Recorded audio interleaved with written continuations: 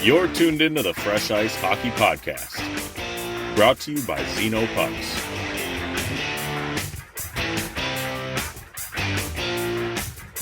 Here are your hosts, Andy and Brian Matusi.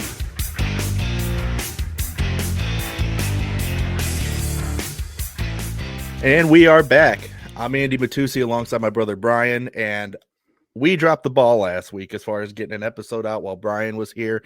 And by we, I mean mostly myself. We had some other things going on, like we had mentioned. Brian's kind of hot dog night at the Cleveland Guardians game. Well, but that's all right. That was Saturday night, so didn't interfere with Sunday. But like we had mentioned, Brian is in the process of trying to move, so we're focusing more on that right now. But we're here today, and we're gonna make it up to you guys. Brian, what's up, man? Not much, buddy. I do want to thank everybody for tuning into the now Fresh Lies Hockey Podcast. Yeah, talking about we're going to do a show in person, and here we are. Not in Bro, person. it's like the third time we said we're going to do a show. We've swung and missed like every single time we've tried to do one in person. No, Eclipse, not the Eclipse one, but that was not only like our shortest episode, but it also wasn't on video, and our setup sucked. Speaking of setups that suck, you'll notice this episode is not on video because I am recording sitting on my living room floor at my coffee table because my normal setup is all taken down as most of our stuff is moved into storage. Luckily, my computer, not one of those things. Well, and they'll know too, if they follow the social media, I did post on there earlier this morning that we're not going to be doing video podcast till once you move and get settled in, then we'll be back. Yeah. So the good thing for the move is everything's straightened out in Ohio now. It's all taken care of. We got a lot to cover today. It's probably gonna be another long episode because we are previewing the East. Yeah, we are. And before we do that, one thing I do want to mention, this was a tweet I read from Alan Walsh, tweeted on Friday afternoon. Friday evening. The tweet says, "Breaking, it's happening. Expect a NCAA vote to grant Canadian major junior players eligibility for the NCAA within the next 30 days. The walls are finally coming down. Huge implications for the CHL, NCAA, and NHL. Great news for the players." So what this basically means is before this vote, previously players that played in Canadian major junior, so WHL, OHL, or the QMJHL, they would not be eligible after playing in junior to then go and play college hockey in the NCAA. And the reason, there's a couple layers to this why this is a problem, and it's not so much what I want to focus on since it's going away, but essentially players that aren't getting drafted into the NHL out of junior can't go and play hockey and get scholarships in the USA. But B, it really makes a decision harder for a player. American players that are good enough to go play Canadian junior couldn't go over, and they had to wait till college to play college hockey to get their name out there and potentially get drafted. So it created layers of issues for players trying to join this league.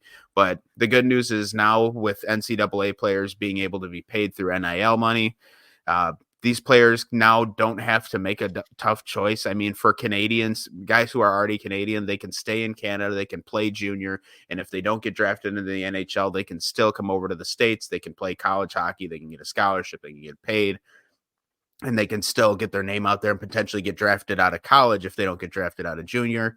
For Americans who want to get their name out there sooner, and maybe they're not going to be on the U.S. national team development program and they're not interested in the USHL, they can go into Canadian major junior and play in one of the CHL teams, get their name out there. And if it doesn't work out there, they can come back, still go to college if they want to, make money again. They can get scholarships for playing hockey and still have a chance to put their name out there. But this is huge for these players, especially again with the NCAA getting this NIL money now for the players.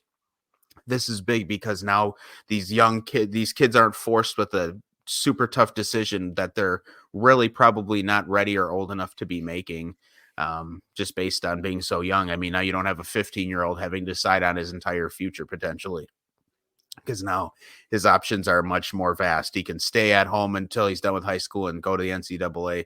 He can play Canadian junior, but now there's not that wall between the two leagues. I know there's a lot of people out there that oppose this, but in my own opinion, and it seems like this is largely the popular opinion, this is huge for these players because it doesn't create such a a tough, divisive decision for them in their young lives. Yeah, my thing is I don't see why you would oppose. Let me rephrase that. I get why some people are skeptical of it, but at the end of the day, this is the best thing for everybody. I don't understand why you wouldn't want this. So the big thing, and this is mostly from the Canadian side of it, is that they don't want guys who aren't drafted right away into the NHL. They don't want them to just jump over to the NCAA. But even still, I think outside of special exceptions, like Macklin Celebrini was one, you can't get into the NCAA unless you're of college age. So Canadian junior, you can play in from the time you're 15 or 16 all the way up till you're 21. I think 21, 22 is the oldest you can be in major junior.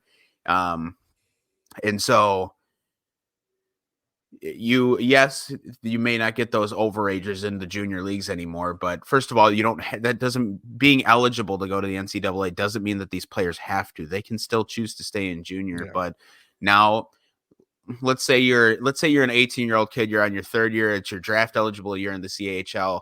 Your agent is telling you, look, you're probably not going to be drafted. Now you can weigh your options for your future. If you don't think you have a career in pro hockey, you can have an option to go to college in the States and play there and, get your name out there and potentially be drafted out of the NCAA, as the programs are, well-renowned pro hockey programs. There's a lot of them out there. And excuse me. The other thing is that if hockey truly does not work out for you, now you have a college education, you may be able to go find a job, a nice high paying job. So even if you're not going to be a pro athlete, you can still build better for your future. And I know the biggest opponents of this are people who are, Canadian college hockey fans. And so I get that you want Canadian guys in your universities playing in your schools. And I get that, but I mean, you'd kind of have to be a fool to really not accept the fact that the NCAA is a sports giant, and it just is what it is. And I mean, in the United States, the NCAA, like NCAA football, is bigger than the NHL. It's about as big as baseball. It's, in some people's eyes, it's bigger than the NFL. It's TV wise or ratings wise, that's not true. But some people, I mean, the NCAA is a pretty well run program in a lot of facets. There's a lot of shit they've done wrong, although the biggest one was not paying players, and that they've corrected. But overall, this is a huge step in the right direction, and I'm excited to see what this does because, again, not everybody's going to be a pro athlete. Not everybody's going to get drafted out of a Canadian junior. And so now these kids are going to have a chance to go to some prestigious universities, potentially get hockey scholarships, potentially graduate and have a great future for themselves outside of hockey, or play really well in college and end up getting drafted. This is giving these people a legitimate second chance to start a career in hockey or set themselves up for success in life. That's where I'm at right now. I don't see, I mean, I can sit here and say, well, the pros outweigh the cons by a country mile, but in my eyes, there are no cons to this really. There's some small things you can complain about there, like you said, with the age, but to me, that just doesn't matter.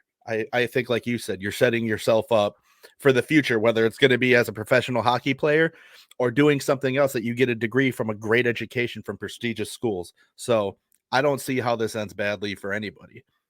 Yeah, totally. So let's, I just wanted to mention that because I thought that was huge news, and people who follow this game close should, who may or may not know that, but that's definitely something worth hearing because it is huge for the game of hockey. But we need to preview the Eastern Conference now. Big time. So we're going to start in the Atlantic Division. So we're going to start off on a strong foot. We're going to do this kind of the same format we did the Western Conference. We're going to start, and we'll just go down the order of the standings. So we're going to start with the Florida Panthers.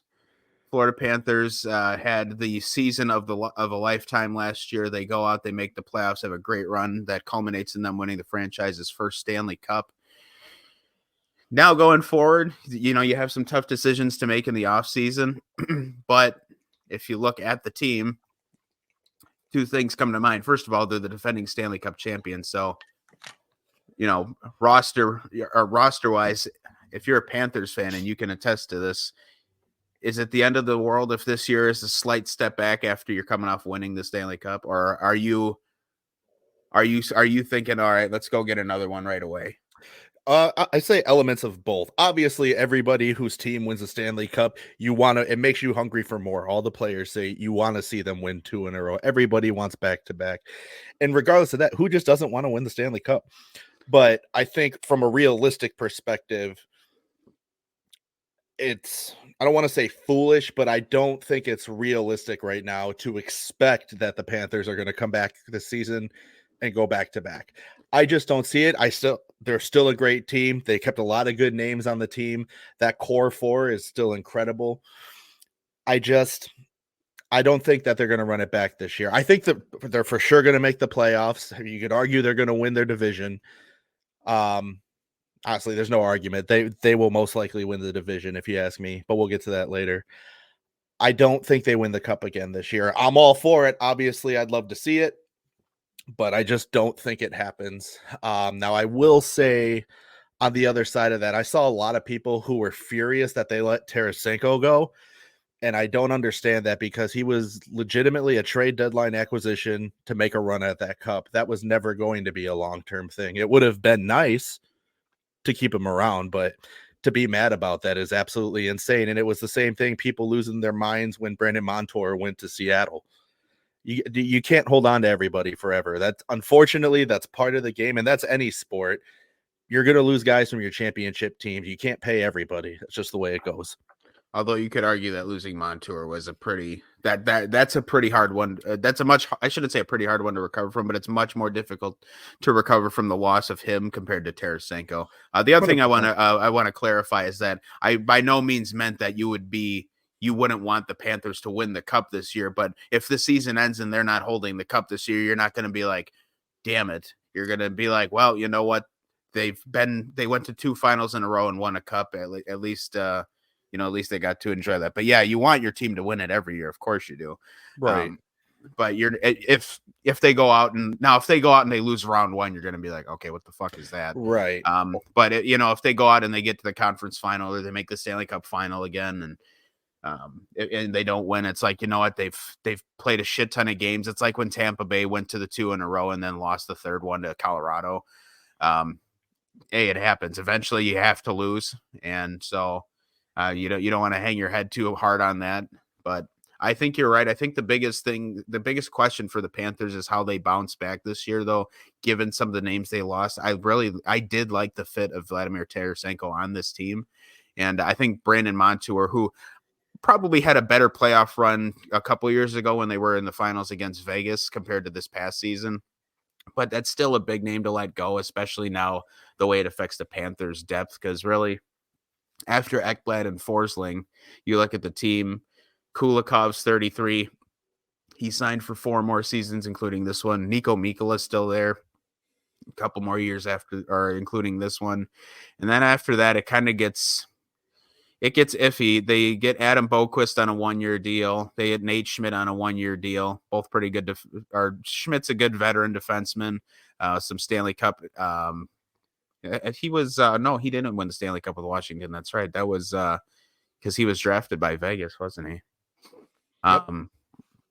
But you get a nice veteran defenseman. Uvis Belinskis, we'll see what he does this year. But again, he's kind of to the point where it's like he kind of is what he is now. He's 28. He really hasn't done much in the league. And so I think that'll be the Panthers' biggest question mark. Is the defense. I think Bob is still going to be a great goalie. I know he's 36, and I mean, we're to the point where any day now he could start to take a step back, but I think the Panthers are still hopeful Spencer Knight gets it together this year. And now that he's out of the player assistance program, let's see if he can really get his game back to where he was before he entered the program, because I think most people really liked what they saw of Spencer Knight before it kind of went off the rails a bit for him. But now that hopefully he's in a much better place, hopefully his on-ice performance is good. He's still only 23, so he's got so much time to get back to where he was and really be great for this Panthers team as Bobrovsky starts to, finish the back 9 of his career here. But up front, the Panthers, otherwise largely unchanged as far as important players. The core is still intact. They kind of move some pieces around that affected the depth. They bring in Tomas Nosek, AJ Greer, Jesper Boquist. They still have Jonah Gadjevich too, who is a player that I really do like. So I'm interested to see how he does. He'll probably get more ice time now with guys like Stenlund gone. But again, the big boys up front, Barkov, Reinhart, Lundell, Kachuk, Verhaeghe, Bennett, names like even Evan Rodriguez, really, and Luosterainen, like those are the guys you need there. And so they may have some challenges on defense this season, but ultimately the big names are still there.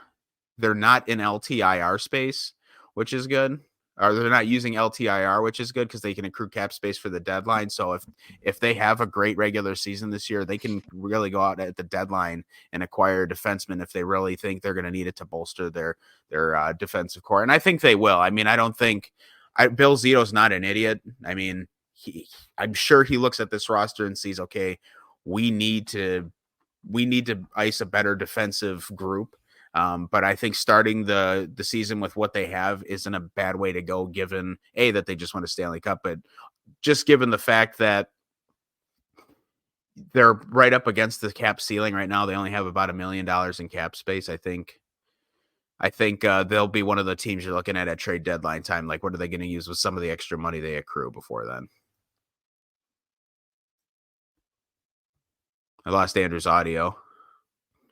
Oh, he muted his mic and that didn't unmute it. I muted my mic because I didn't want to cough or sneeze while you were talking. So sorry. But to your point, it's still going to be a good season regardless. I think, like you said, you're going to have to watch the defense side of things. One thing that you mentioned earlier that I just want to touch on is, yes, Spencer Knight is still young. He's 23. That is plenty of time to develop him into an elite goaltender in this league. And I think if he lives up to his potential, he will be. Again, you mentioned he's out of the player assistance program now, so that's really good. Additionally, the Panthers once again have Chris Driedger back in the organization again. He was a solid goaltender for them when they had him before he went to Seattle. So I like that. I like having him as a backup. So we'll see how that goes, but I think Bobrovsky is still going to be good for a couple more years to come. But again, he's also at that age where we might see him start to wind down, and that's okay because I don't think he has anything to prove at this point. Correct. Yeah. So we'll see. I'm going to be watching him like I always do, but I mean, my expectations for them are still pretty high right now. All right. Well, let's move on here to another team you like. And I'm telling you, we didn't do this conference preview last week, and it's probably a good thing we didn't because we would have spent way too much time talking about Jeremy Swayman not being signed. And that no longer matters because he has signed with the Boston Bruins. Finally, this summer's long drama ends the day before they have to submit their roster for the regular season. So they get him in there just in time. 8 years, $8.25 million for Jeremy Swayman with the Bruins. That solves their number one goalie issue. They don't have to go with Korpisalo anymore. I mean, they'll still have him on the team, but he can be the backup where he should be. Swayman's going to be Swayman's net all year. The Bruins come into this. Again, the season ends definitely not the way they were hoping for last year with the group they had and the run that Jeremy Swayman was on. But for the Bruins now, this is kind of a new look for this group. They ship out Ullmark in the offseason because of the cap constraints and trying to get Swayman signed. And now the Bruins are right up against the cap ceiling with about $400,000 in cap space. So they're really tight against it. I don't think they're starting the year with anybody on LTIR, which is good because, again, that will allow them to accrue some cap space. But this Bruins group is going to kind of have a refreshed look to it. They bring in Elias Lindholm in the offseason. They bring in big Nikita Zadorov. This is a group on paper that I really like the defense. And now with Swayman signed, I really like the Bruins in net.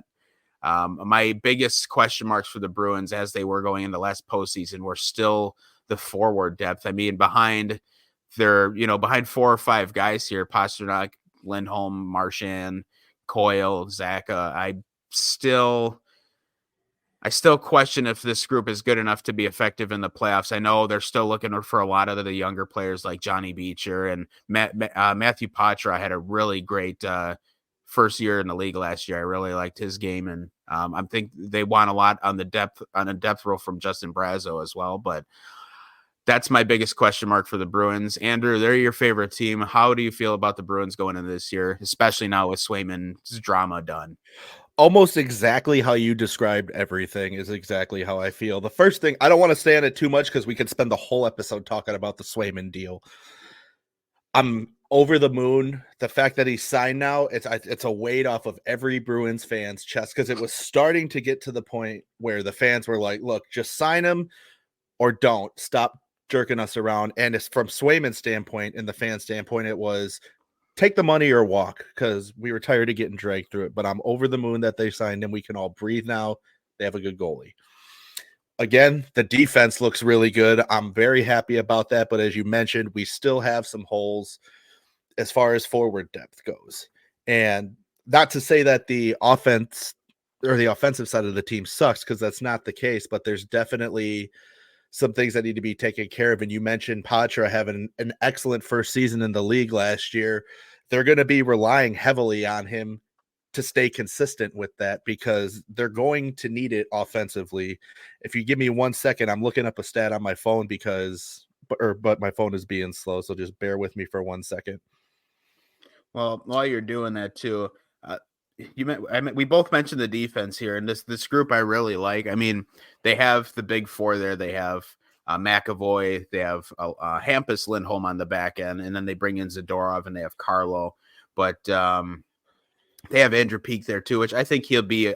I don't know if he's going to be their seventh D-man or not, but they have Wotherspoon too, who I kind of like his game. I mean, he's a little bit of he's not really a prospect really, but Mason Lohrei too. I think potentially, I thought he had a few really good looks with them last year, and I'm hoping maybe for them he can take another step this year because I think that would go a long way. And the Bruins' success is having more good defenders is never a bad thing.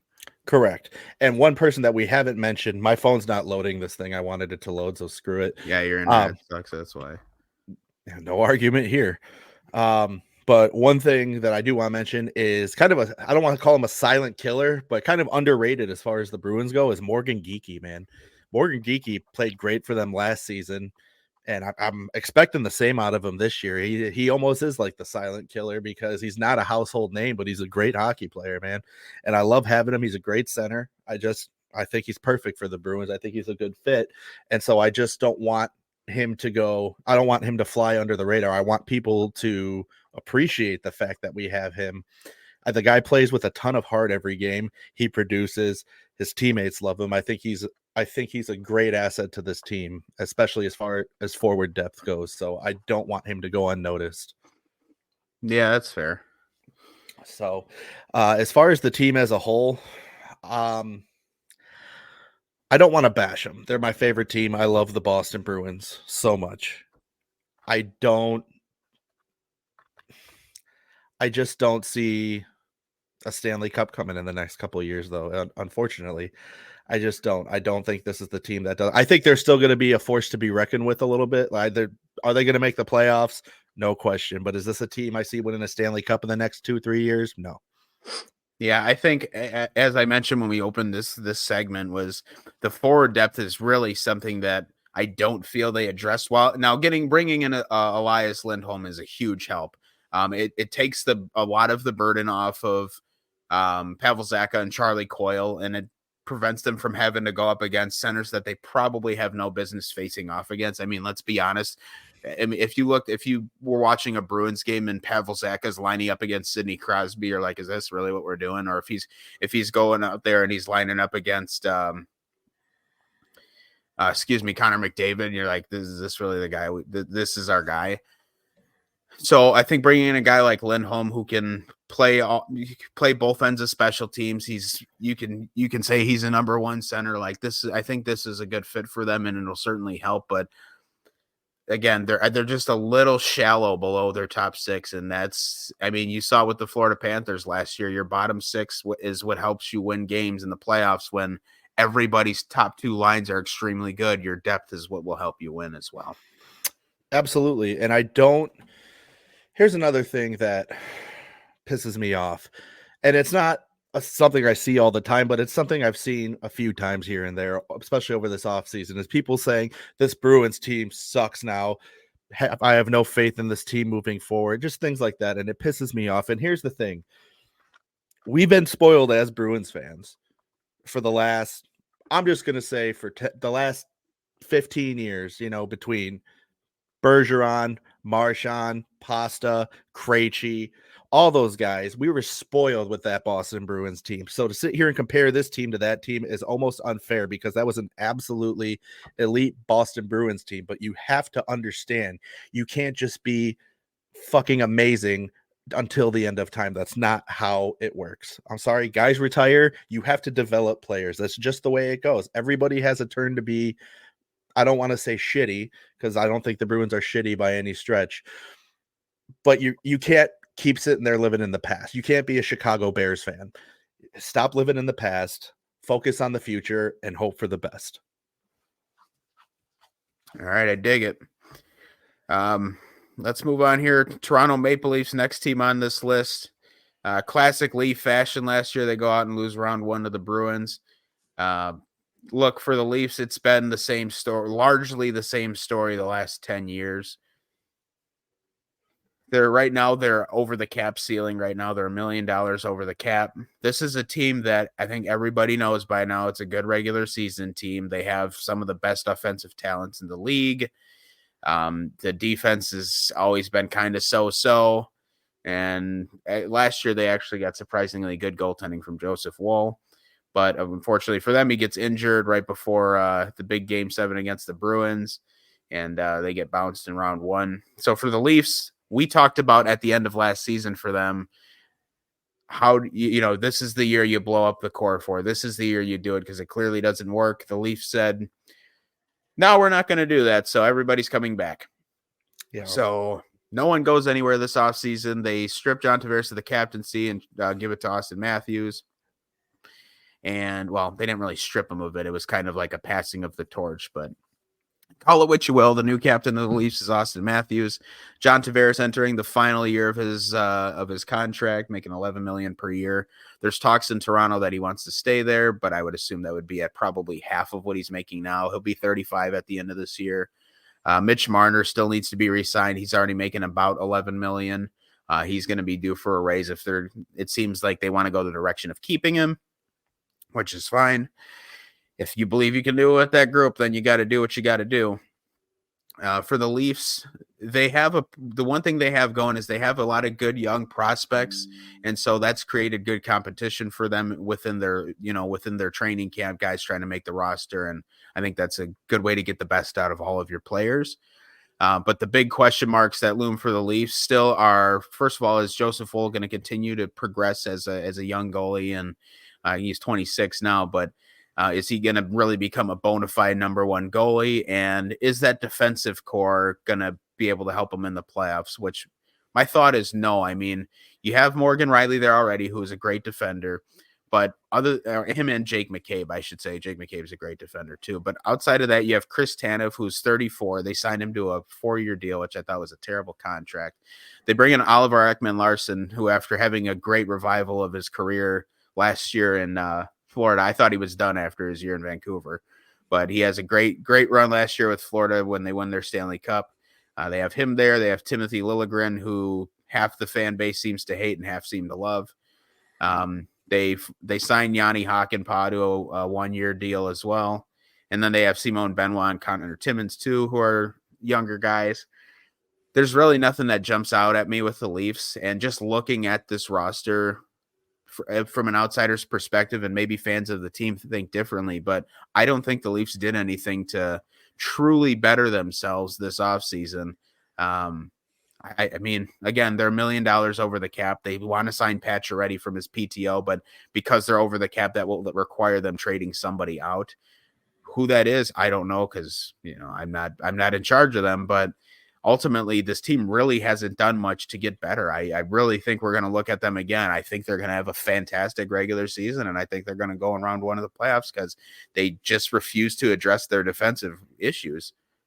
Well, I think a part of that, I'm not cutting you off, am I? No, you're good. Okay. I think part of that is, and maybe I'm completely wrong here. This is just my opinion, but you wouldn't know it looking at the cap or their cap space because they're only $1 million over the cap, which you never want to be over the cap. But for a team that's not horrendously over the cap, they've made some financially horrendous decisions on this team. First of all, I don't know why in the hell they signed Chris Tanev for 4 years. I don't see the logic there. The guy's 34 years old. What are you doing? And it's not like he's 34 and playing out of his mind. He's just there. I get they want a good shutdown D man, and you get that with him, but not for 4 years though. Yeah, I mean, he could start to slow down this year. When a guy's 35 and older, you don't know when the clock will finally strike and it'll start to they'll start to ride into the sunset. Well, that's my thing. Is the reward worth the risk? And I don't think so with Tanev. And again, not knocking Chris Tanev. I'm just trying to be realistic. Secondly, personally, I don't care either way if they do or don't sign Pacioretty off of his PTO. I've always liked Max Pacioretty, except when he was on the Habs, but I only just didn't like him because he was on the Habs. But I think he's a great player, and I think he would actually fit in well in Toronto, but I don't care whether or not they do it. I think they have too much money invested in Austin Matthews and John Tavares and Mitch Marner and William Nylander. I think there's too much money there. I did like the move of taking the captaincy from Tavares and giving it to Captain Mustache. I think that's the right move. Like you said, nothing personal. It's just the passing of the torch. They picked up a new coach, got rid of Sheldon Queef. And I did bury the lead there. That's right. Yeah. They bring in Craig Berube. That's one thing I will say they did really well. It's Craig Berube is a good coach. And I mean, won a Stanley Cup with St. Louis in 2019, as much as that still stings me to talk about. Great move on that end. Why, who'd they beat? Don't worry about it. They got rid of Sheldon Keefe. And again, I have nothing personal against Sheldon Keefe. I think he'll do just fine in New Jersey. That's something we'll cover here shortly. But other than picking up a great coach, this team, I mean, how many years do you want to make first round exits in the playoffs? How long until you finally say enough is enough? We need to do something here. So, well, and that's why, I mean, look, they not only do they really not add much in the offseason, they lose Tyler Bertuzzi, who's a great chippy player. I mean, he's a pain in the ass to play against. And that's why, look, they got Marner up at the end of this season. They've made it clear that they want to keep him. I think Mitch ultimately wants to stay in Toronto. He's from there. He was a Leafs fan growing up. He's an outstanding player. I mean, offensively, he's an absolute weapon. He's probably going to have a 100-point season this year. If I'm in charge of this team, man, I'm letting Tavares walk at the end of this year. I know they want to try and save that relationship, but look, unless he's signing for like $2 or $3 million, I don't fucking want him here, man. Like, right. You have too much offensive talent on your team to be hanging up your hat on the John Tavares hat rack, because you need to add somebody on defense. They're simply not good enough defensively. I mean, look at all the teams that have won the Stanley Cup. Let's just say the last 5 years. You could definitely go back farther than that, but look at all their defensive cores compared to what the Leafs are icing. Now, it's an apples to oranges comparison, but you have all these teams with offensive weapons. The Leafs need to take this money. Look, you're probably going to spend an extra $3 million on Mitch Marner's next contract, an extra $2 to $3 million. But if you could lose all $11 million John Tavares makes and invest that in guys that can fucking play defense, I think that's how you start to put this team together and turn it into a contender. Look, Marner, Matthews, and Nylander are all in the back half of their 20s. They're all in their primes right now. This is your chance. I mean, after the season, when Tavares is up, this is your chance to add in some huge names in free agency and make this team the contender that they've been trying to make it for the last 10 years now with these young kids. And they're not young kids anymore. Now they're grown ass men, and they're in their primes.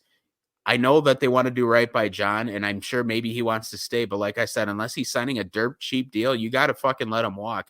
If you want this team to win, you can't just keep paying guys because you like them. You have to make a business decision. You kind of have to have Vegas's attitude about it, where they're just like, "Yep, get the fuck out. We need to win."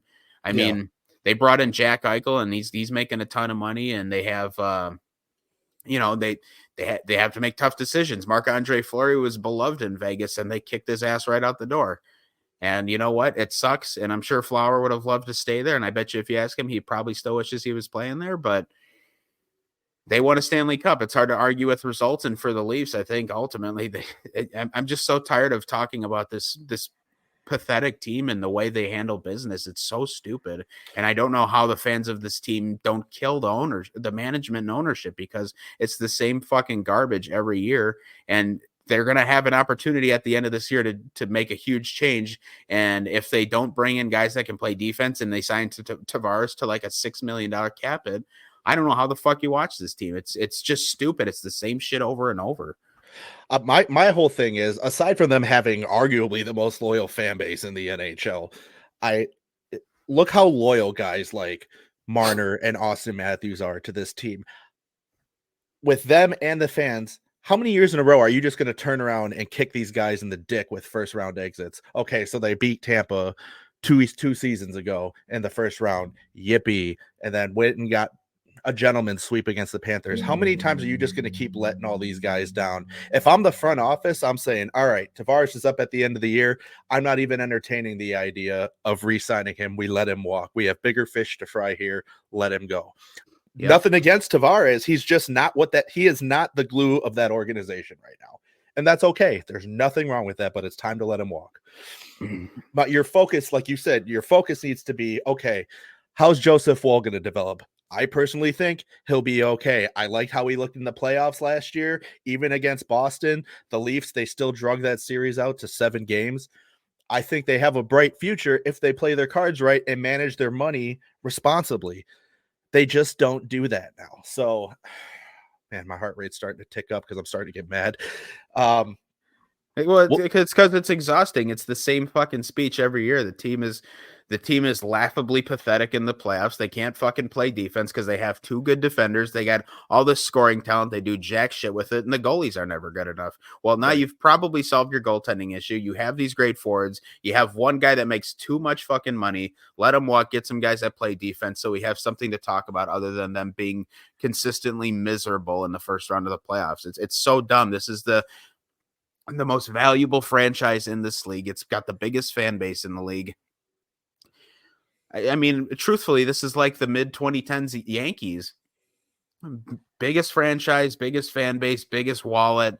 Why the fuck are you bad? Well, now the New York Yankees are really good. Yeah. Okay. But for the longest time, it was the same thing year after year with them, too.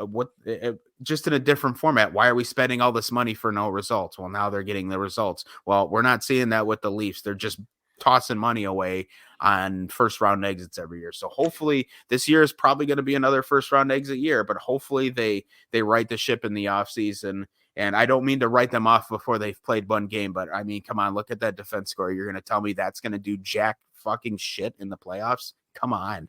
Yeah. I'm tired of this. And my one thing too, back to John Tavares. Jesus Christ, dude. I cannot talk today. Back to Tavares. Yeah, you could say the guy's he'll take a pay cut to stay. I say don't even entertain that. Let him walk. Time's up. That's just my opinion. I gotta have the Vegas approach. Yeah, that's exactly it. And look how it worked out for Vegas. All right, you're not helping me right now.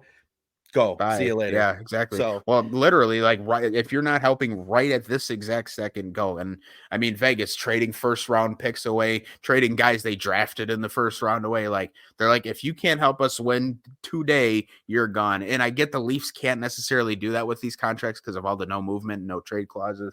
But again, that's why after this season, you let Tavares go. You spend a couple of $1 million of what would have been his contract on extending Marner. And then you use the rest of that money and you go out and get yourself a true number 1 defender to pair up with Morgan Riley, and you bolster this core, because this is the same exhausting shit we talk about with this stupid ass team every year.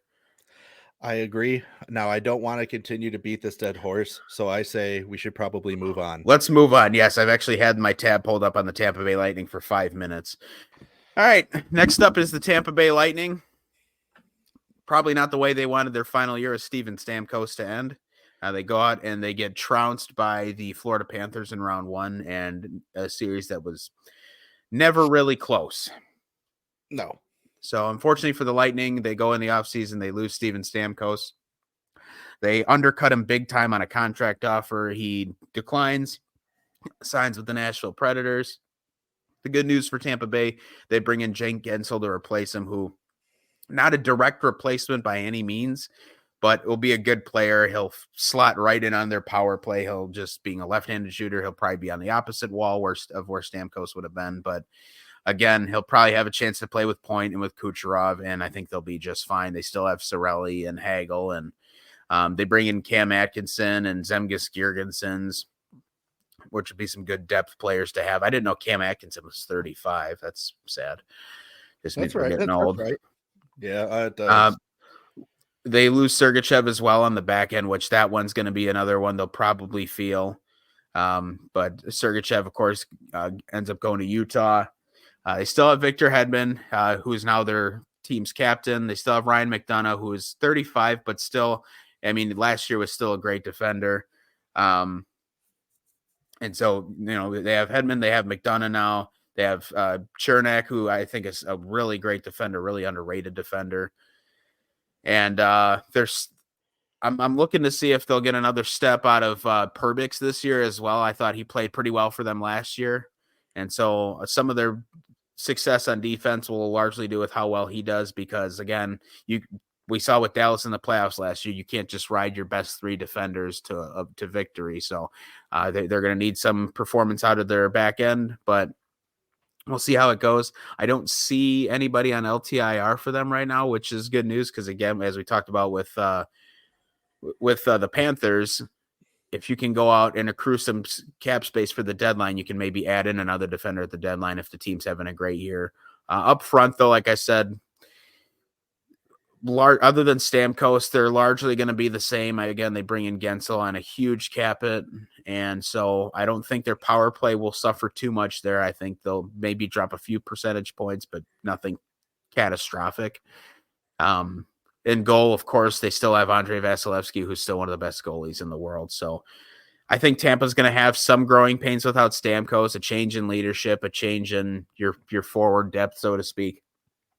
But I don't think, based on this team's experience and their great coach, I don't think it's anything they can't handle. I would certainly expect Tampa Bay to be among the top teams in the Atlantic this year. And now that they finally had a season where they can truly rest up in the offseason, I wonder if they're potentially poised at another deep run. Oh, yeah. All right. I was just making sure you were done. I didn't want to cut you off. I don't want to say they're poised at a deep run. I think they're still a team that's going to be a pain in everybody's ass for several years to come still. I love the move of Victor Hedman as captain. That's perfection in my book, if you ask me. I love Victor Hedman anyway. I can't stand that he plays for Tampa because I can't stand Tampa. Sorry to my friends who are Tampa fans.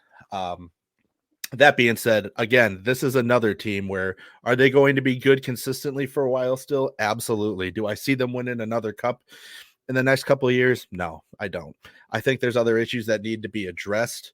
I think as long as Vazzy's in town, obviously you're good to go there for a while. If you guys, I wish you guys could see the screen right now, because Brian's adjusting himself, because I know sitting on that floor right now is not a good time. Yeah, so, I don't think I've had blood flow in my legs for 20 minutes. Yeah, so time to sit up. Can you still hear me okay? Yeah, I can hear you just fine. All right, good. I feel like I'm glad we're not doing video. All you can see right now is my Milwaukee Admirals shirt that I'm wearing and part of one of my tattoos. That's all right. It's the only part anybody wants to see anyway. So, but like I was saying, this is a team I just don't see them being a cup-worthy team over the next couple of years. Now, the good news is they're still under the cap ceiling, so that's nice. Is there any major moves that we need to see them make right now?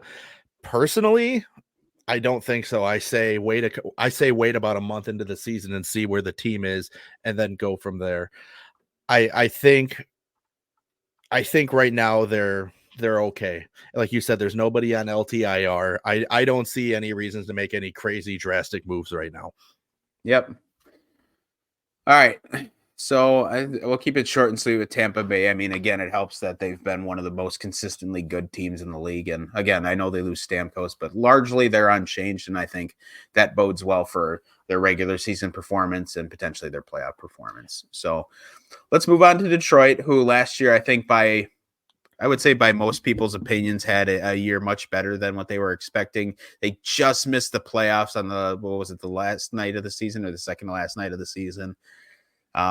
Quite a run for them. I thought they were very fun to watch. I think of the game at home. I think most people think of the game of at home against Montreal towards the end of the season. Shane Gostisbehere jumps up to keep that puck in, and then Lucas Raymond ties it up. And you kind of hope from that moment on that they squeak into the playoffs, because that would have been quite a run to get them into the postseason. And I know they would have had a round one matchup with the Rangers, but that would have kind of been cool to see them get in after how fun they were to watch last year. But fortunately, they did not get in. I do think this year, barring injuries, I think this is a team that we're probably going to be looking at making the playoffs.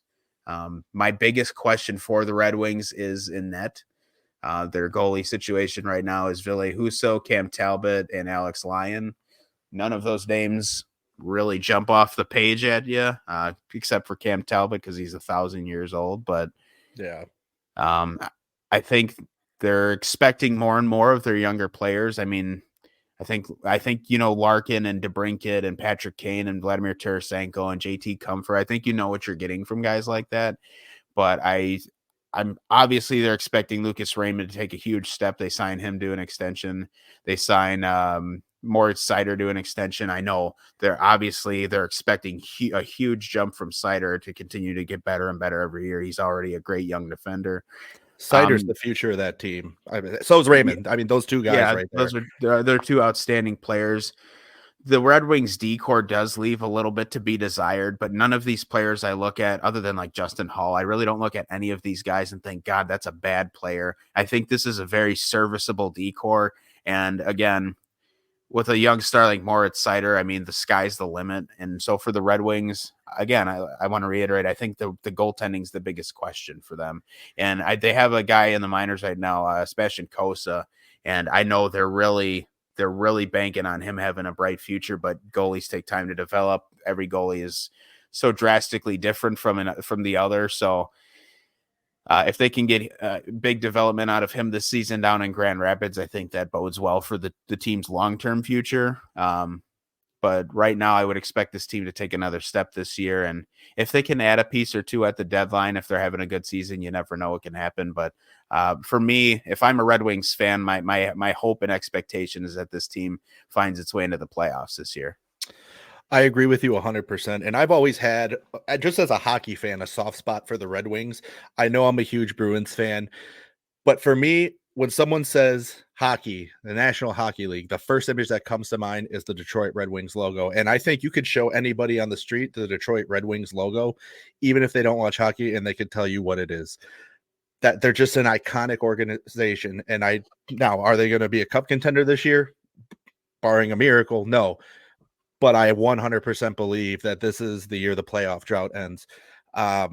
They were literally knocking on the door. They were damn near kicking the door down at the end of last season. Honestly, if they didn't have that stretch of, I forgot how many games where they couldn't win to save their life, they were a shoe-in, honestly. And when it comes down to the last game of the season and you're relying on another team to do something for you, in addition to you winning, that's just not a position you want to be in. Like Brian stated earlier, it's just, yeah, you have a guy down in the minors that you expect to develop, but Brian also mentioned goalies take time to develop. It's not a thing that can happen overnight. So unless this is a team that is just an absolute offensive juggernaut this year and can outscore their goaltending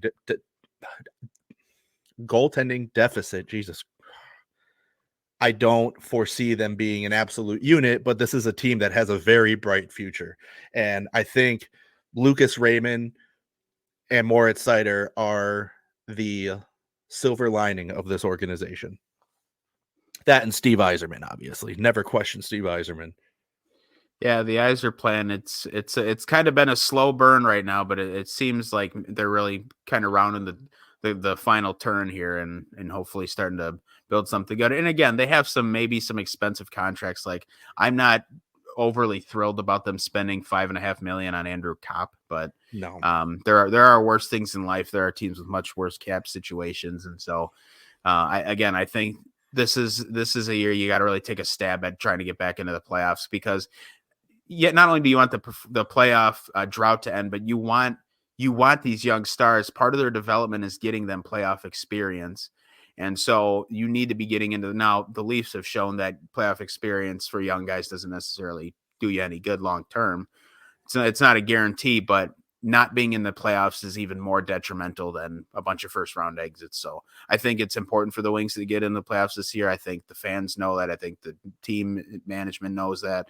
And so I think at the deadline here, if they're in the mix, they're going to take a really good stab at this and hopefully go out and add a big name on defense if somebody's available. So we'll see where the Wings go, but I'm excited to see what they do, and hopefully they can solve their woes in net. I agree with you, and I think that the biggest difference there between Detroit and Toronto is that, yeah, granted, Toronto's been making the playoffs. Detroit has a great front office right now. Toronto doesn't. Maybe they have an okay front office, but they sure aren't as smart as Detroit. So I think there's a bright future for Detroit here, and I'm excited to see it. Yep. All right, let's move on to the Buffalo Sabres. So Buffalo Sabres, one of two teams that has already started playing this regular season. They've lost both games of the Global Series over in Czechia.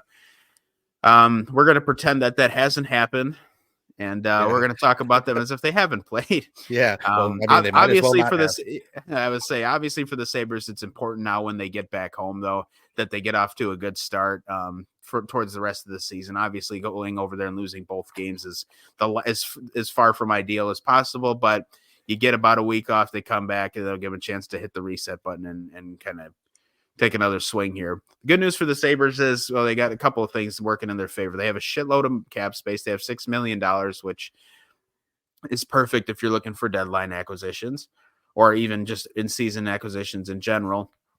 Buffalo's got such a young group that we talked about with the Red Wings, the sky kind of being the limit. It's the same with Buffalo, really. They're kind of in the same boat where, I mean, Buffalo's got the longest playoff drought in North American sports history, I think.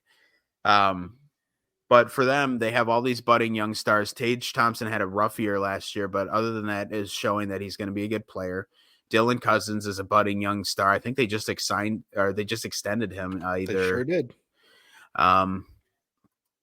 They have Peyton Krebs, who it's looking like is going to be at least an NHL level player going forward here. We'll see what he truly develops into. They have on the back end, they just named Rasmus Dahlin their captain. Obviously, he's the focal point of that defense. But Owen Power, who I've mentioned before, I'm very fond of his play, and I think over time, I think he'll actually overtake Dahlin as their best defender. But they have two great young defenders. They have a couple really solid players up front, and I don't know. I think the Sabres are going to be a fun team to watch this year. I think in goal, they have some potential. They have a potential to have one of the best goaltending tandems with UPL and with Devin Levi. They just, again, they got to hit the reset button when they get back home. I know they go get killed in both Global Series games, but it happens. You just got to hit the reset button. And truthfully, for the Sabres, there's so many young players there where it's like any of these, if even two of these guys take another huge step, I mean, this team isn't that far from the playoffs. You could argue they probably should have been good enough to make it last year, but they just can never string together the wins to do it. But that's part of growing as a team is learning to win. And so that kind of stuff doesn't happen overnight. And I know for Sabres fans, it's been 12 years now. By the time these playoffs started, it'll be 13. Assuming they make it in. If not, we'll be talking about 13 or 14 years out of the playoffs. But it's been a long time since they've been in, but it's only been a handful of years with this young group they have put together with, like I said, with Thompson and with Dylan Cousins and both goalies and Dahlin and Power and Samuelson on the back end. And they even bring in Bowen Byram last year as well, who I think he's an RFA at the end of this year, but I think he's going to stay. So there's potential here to really build something great. And if these players continue to develop as expected, I'm really hoping for bright things for the Sabres, because they're the NHL's smallest market, but they do some of the best TV numbers and they generate great revenue for the league. So it'd be nice to see them playing some important games. Yeah. And I think as far as the Sabres go, or as I like to call them, the Florida Panthers development team, I just think that even if I'm a young player, say my contract's coming up at the end of the year, this is a good, not good yet, but this is a young team with a lot of talent and a lot of potential. I think if I'm a player whose contract is up at the end of the year, I'm sticking around and showing loyalty to this team because I truly believe in the very near future, this is actually going to be a very good team. That being said, they still have a little over $6 million in cap space to work with too. So, I mean, you can come around at trade deadline, make some acquisitions. I think they have a very bright future in Buffalo. I know recently it's not been bright, but I think this is where that turn is going to happen. You know, the keys to the car are there. You got to just put the car in drive. So we'll see what happens. All right. Let's move on to the Senators, who I don't know this. Boy, I think. Listen, I know the playoff drought for Buffalo has been long, but if you ask me, I think the Senators are the more tortured organization. How many times has this team during the summertime made an array of amazing moves and yielded virtually zero fucking results out of it? Yeah. I mean, this team is perennially spinning its tires. They have a lot of great young talent: Brady Tkachuk, Tim Stützle, Josh Norris, Drake Batherson. I mean, Shane Pinto too. On the back end, Jake Sanderson, Thomas Chabot. Yeah, Linus Ullmark at net now. Zub isn't really a young player, but he's a pretty good player. It's just been a lot of the same shit the last few years with the Sens. They have a great offseason. It does nothing for them. Again, this summer, they have a great offseason. They go out and get Linus Ullmark, who's at the final year of his $5 million a year deal. He's going to be due for a big raise, but he's 31. I mean, he's in his prime right now.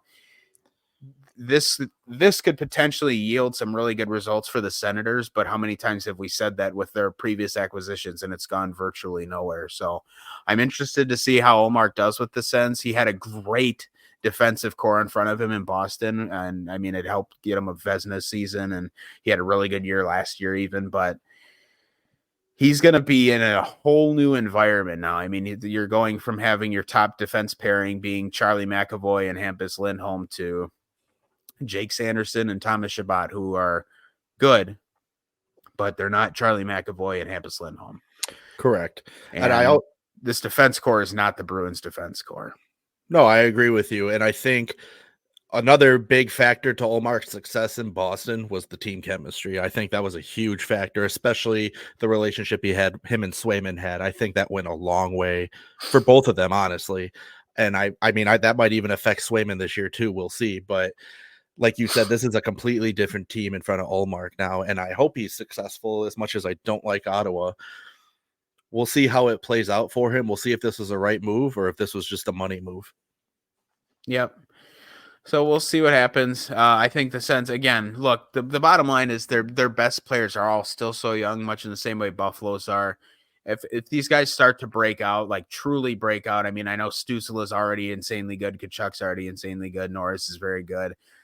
If these guys can find another gear, I mean, this could be a dark horse team to make the playoffs as well. The problem for them is the roadblock in front of them is that their division is so stacked up. I mean, really, other than, and we're going to get to them in a bit, other than Montreal, I mean, pretty much any of these teams I could easily see being the top three in the division, just depending on how the season goes. But at the top, there's such a logjam. I mean, you have four teams that are really good. The Panthers, the Bruins, Lightning, and the Leafs are all very loaded rosters. And so it's going to be kind of hard to break through that. And you may find yourself, I mean, look, the bottom line is they have four good teams and one of them will have to be a wild card. And there's three more teams that are pretty good and could easily squeeze in too. So the path ahead of them is going to be a tough one. And that's why I wonder if they can even get in still. But this team with the group they have could easily sneak into a playoff spot. It's just a matter of, can the young guys they have get the job done? Because like Buffalo, they just could never string the wins together last year to even be a postseason threat. I mean, they were second last in the division. So I know Ullmark's come in. He's a great goalie, but behind a completely different defense group. Can he be the same? Only time will tell with the Sens. But as it looks right now, I worry that they will be on the outside looking in again this season. And I think a lot of that has to do with, like you said, the division they play in. I mean, the Atlantic Division is the best division in the league right now. It's just the way it is. So they have a tough road ahead of them, regardless of how good they are. It's not going to be an easy battle. It's all uphill from here. But I mean that in the sense that it's going to be a struggle. So not because they're bad, just because everybody else is so damn good. So yeah, we'll see. They have the weapons, so we'll see what they do with them. Yep. So we'll see. We'll see where the Sens end up. Now we're going to move on to the final team in the Atlantic Division, and this episode is probably going to be longer than the last one. Honestly, right. We're at the hour mark right now with our recording, roughly. So let's move on. Montreal last year. Montreal's really had injury troubles the last few years. They've had more man games missed than any other team in the league. It has just not been well for a group that's trying to. When you're trying to do a rebuild and none of your guys are healthy, it really is just not conducive to a successful environment. And so Montreal goes out in the offseason. They get Patrick Laine from Columbus. He gets injured. Does he break his ankle or tear a tendon? And he's out a couple months. David Reinbacher, who is one of their big young prospects, is out for, I believe, the season, or he's out like 6 months or something. With an injury. So you have two young stars there who are injured right out of the gate. Raphael Harvey-Pinard's on IR right now. I don't know what injury he has. I didn't even see that come out. Leg injury. Okay. And so they're going to go into the season with really the same exact group they had last year, honestly. I mean, your big addition, Patrick Laine, is out for a couple months. And your budding young star Reinbacher, who they were excited to finally get some NHL time, is out for likely the entire season. So unfortunately for Montreal, who has had nothing but injury woes, they're in a spot where, I mean, Lane Hudson might play this year. I think. I don't know. Is he going to? Hudson, not Hudson. Sorry. It's a T, not a D. I mean, it looks like he's going to play for them, and maybe that bodes well. But this is basically the same fucking team they put out last year, and it resulted with them finishing dead last in the division. And I mean, they had so many injuries anyways, but again, you're a largely unchanged roster, and your two biggest names that are coming in to hopefully right the ship this year are both out with injuries to start the season, and one of them you're probably not going to get back at all. So I don't know. I mean, it sucks for the Habs, and I feel bad for Habs fans, but I'm like, not only that, right now they're over the cap ceiling, which I can't believe. I don't know if that factors in Carey Price's contract being on LTIR. It has to. It has to. It must not have him on there. There's no way, because I mean, who are they fucking paying right now that could put them over? Yeah, Carey Price's number must not be off the cap yet with the LTIR money, because there's just no way. Although, well, there's nothing under LTIR pool though. If you look on Puckpedia, the LTIR is next to his name, but I don't see anything. Yeah, I don't see any LTIR money on there, so that must not be on there, because there's no way this team is over the salary cap ceiling. But even still, you take Price's contract off there, they're $8 million under the cap, which is good, but they're not even kind of in a position where one guy's fixing this whole thing right now. And it doesn't look like they're putting Laine on LTIR right now. It looks like they just have him on regular IR. So really, I mean, I don't even know where to begin to do this with the Habs. If we can try and find a silver lining here. Look, Juraj Slafkovsky looks like he's going to continue to take steps in the right direction. His contract extension kicks in after this season with them. He's continued to look good. Nick Suzuki and Cole Caulfield, we know, are both already stars in this league.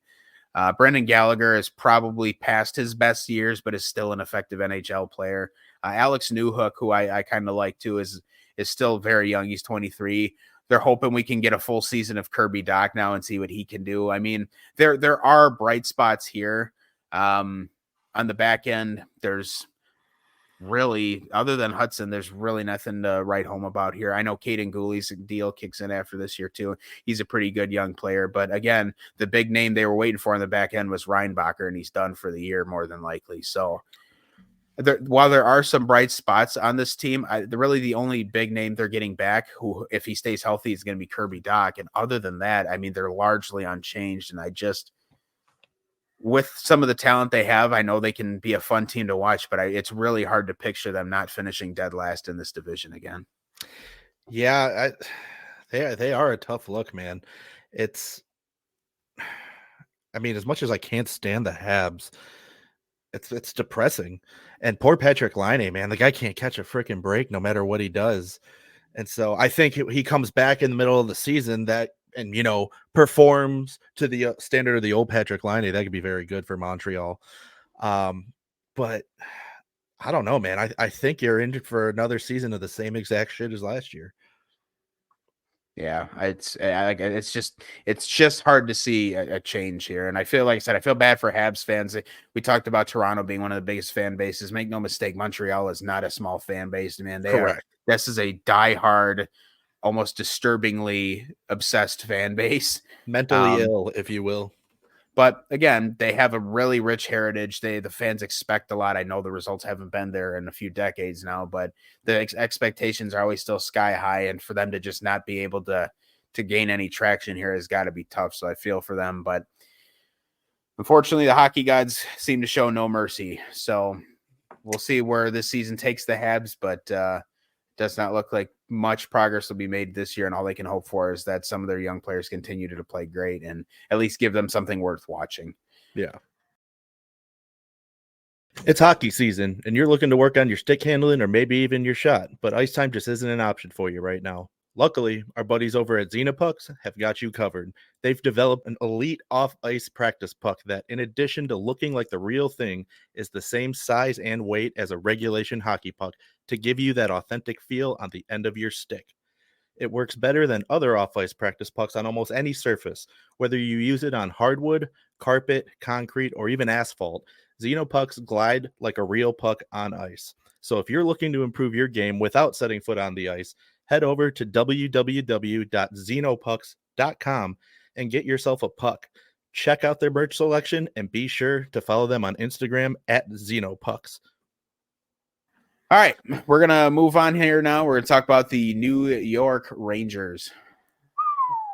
So we're going to get into the Metropolitan Division here. The Rangers, last year for me, it felt like their go for it year. It felt like that last year was the year that they absolutely had to win it, and they unfortunately did not.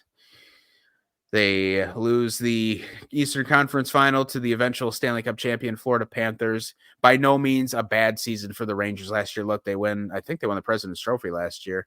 They go out. They have I thought a really good run in the postseason, but just lost to a team that was better than them. And for the Rangers, I still think they have a group that can win the Stanley Cup, but this truly feels like with all the names they have expiring this year, and all the contracts they're going to have to sign this year, this feels like this is the last chance they have to do it with this group, because Shesterkin's due for a huge raise. And you look at the RFAs they have: Capo Caco, Alexi Lafreniere, Adam Edstrom, Will Cooley, Matt Rempe. Matt Rempe's not bringing in a big extension, but he's a player you're going to have to sign. On the back end, Keandre Miller's an RFA at the end of this year. That's going to bring in a big payday. Ryan Lindgren's a UFA. That's going to be a big payday. Ryan Lindgren, who's headed to IR, which really fucking sucks for the Rangers right now. But we're in a spot right now where the Rangers, where they still have one of the best rosters in the league. And again, largely unchanged. I expect a super deep playoff run from the Rangers. If they're going to win the Stanley Cup with this group, this is their last chance to do it. There's really not much to say about the Rangers. We know they're one of the best teams in the league. We know they have one of the best goalies on the planet. If they stay healthy, they're as good as anybody. This is their last chance to do it with this group. There's no two ways about it. I don't disagree with you at all. And I will say, in their defense for last season, and I'm not saying this as a biased Panthers fan, but nobody was stopping Florida last year. Well, yeah, I am. But nobody was stopping Florida last year, realistically. And if there was a team that was going to, it was New York. So I knew as soon as Florida won the Eastern Conference, I was like, that's it. Florida's winning the cup. Granted, Edmonton did put up a hell of a fight. But I don't think that they can do it this year. I think last year was the year. And while I agree the Panthers have gotten a little weaker this offseason, I think I don't think the Rangers are still going to be able to pull it off this year. I think if they were going to do it, I think it was last season, and the Panthers stopped them. So I think this is it.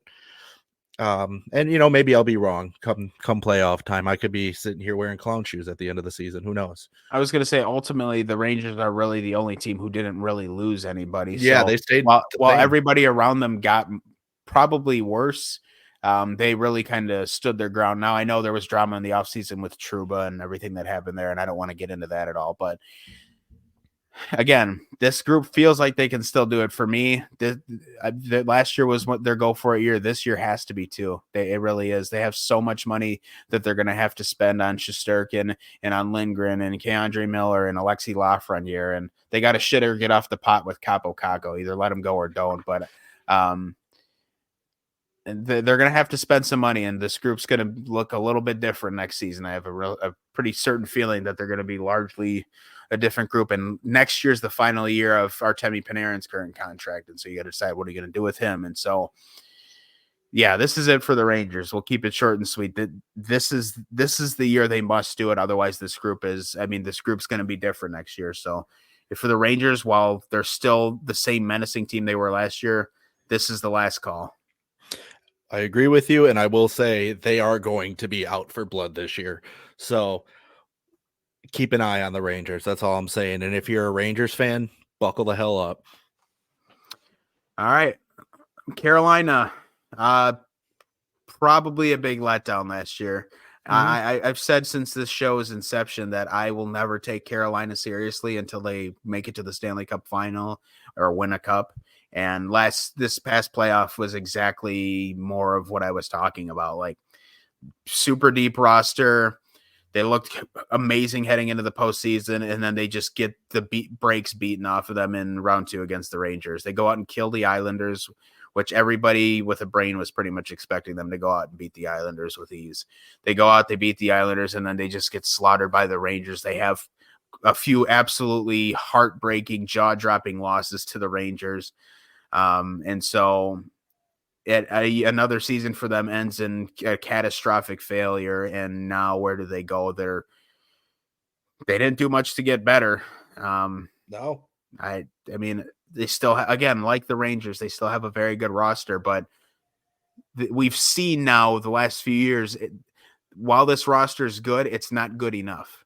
And so I don't care what Coach Brindamore says about this group. We've seen it's not enough to get it done. Brent Burns is 39 this year. It's the final year of his deal. I assume Brent Burns will retire at the end of this season. Orlov's done at the end of this year. Up front, Jack Roslovic's going to need an extension after this year. Jesper Fast is going to need an extension at the end of this year. They have a couple other UFAs as well. But this group is... They just extended. Who they just extend? I think they just extended Aho and I think Seth Jarvis as well. And they are still a good team. They're not a bad team, but they're not good enough. And so to go out and do, and again, I know they're up against the cap too. They're less than $100,000 in cap space they have right now, but they're in a really weird spot right now because we've seen that they're just not good enough to beat the best teams in the league. They go out and they get swept in the conference final last year against the Panthers. They go out and they get absolutely trounced in round 2 again this year against the Rangers. The best teams in this league in recent years, they're just not up to that level, and it's just not good enough. And for the Canes, it's also Freddie Anderson's last year on his contract, but he's 35 now. So how many years do you have left with him? Is Kochetkov going to take over the net this year as the number 1 guy?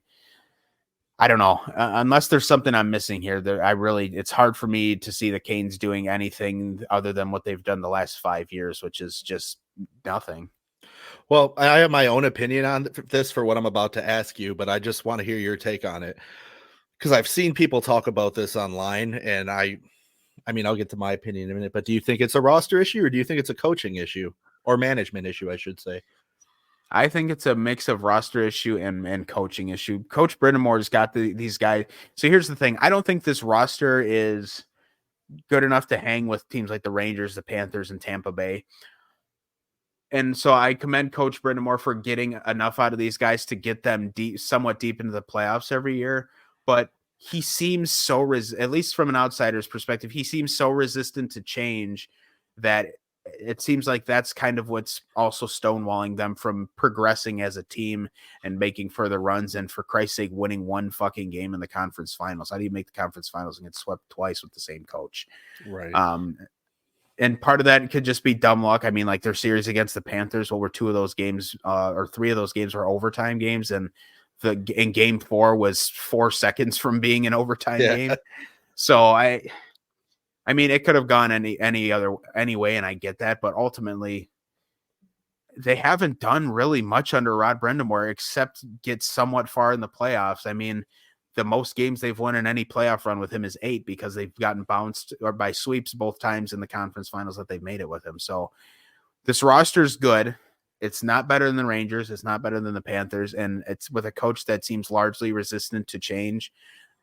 I don't think they're going anywhere. And it's a shame because Carolina's got one of the best fan bases of any team in the league. Those people pack that fucking building. They're loud. They're chanting, screaming, "Let's go Canes" all game, blowing that godforsaken horn all game. And speaking of godforsaken horns, they have that godforsaken goal horn, which is a nightmare.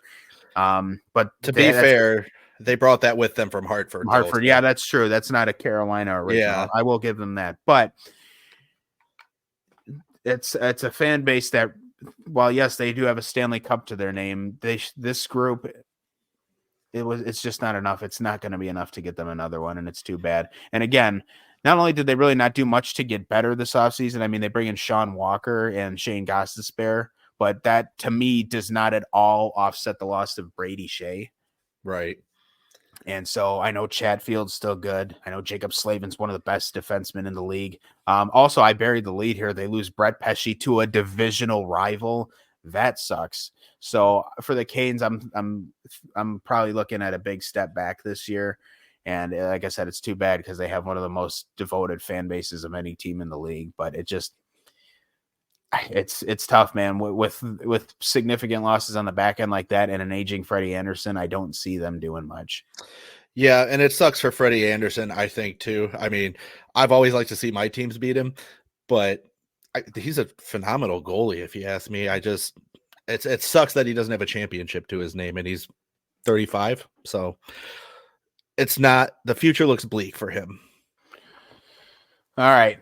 Well, instead of picking on the Canes, we're going to go pick on the Islanders now.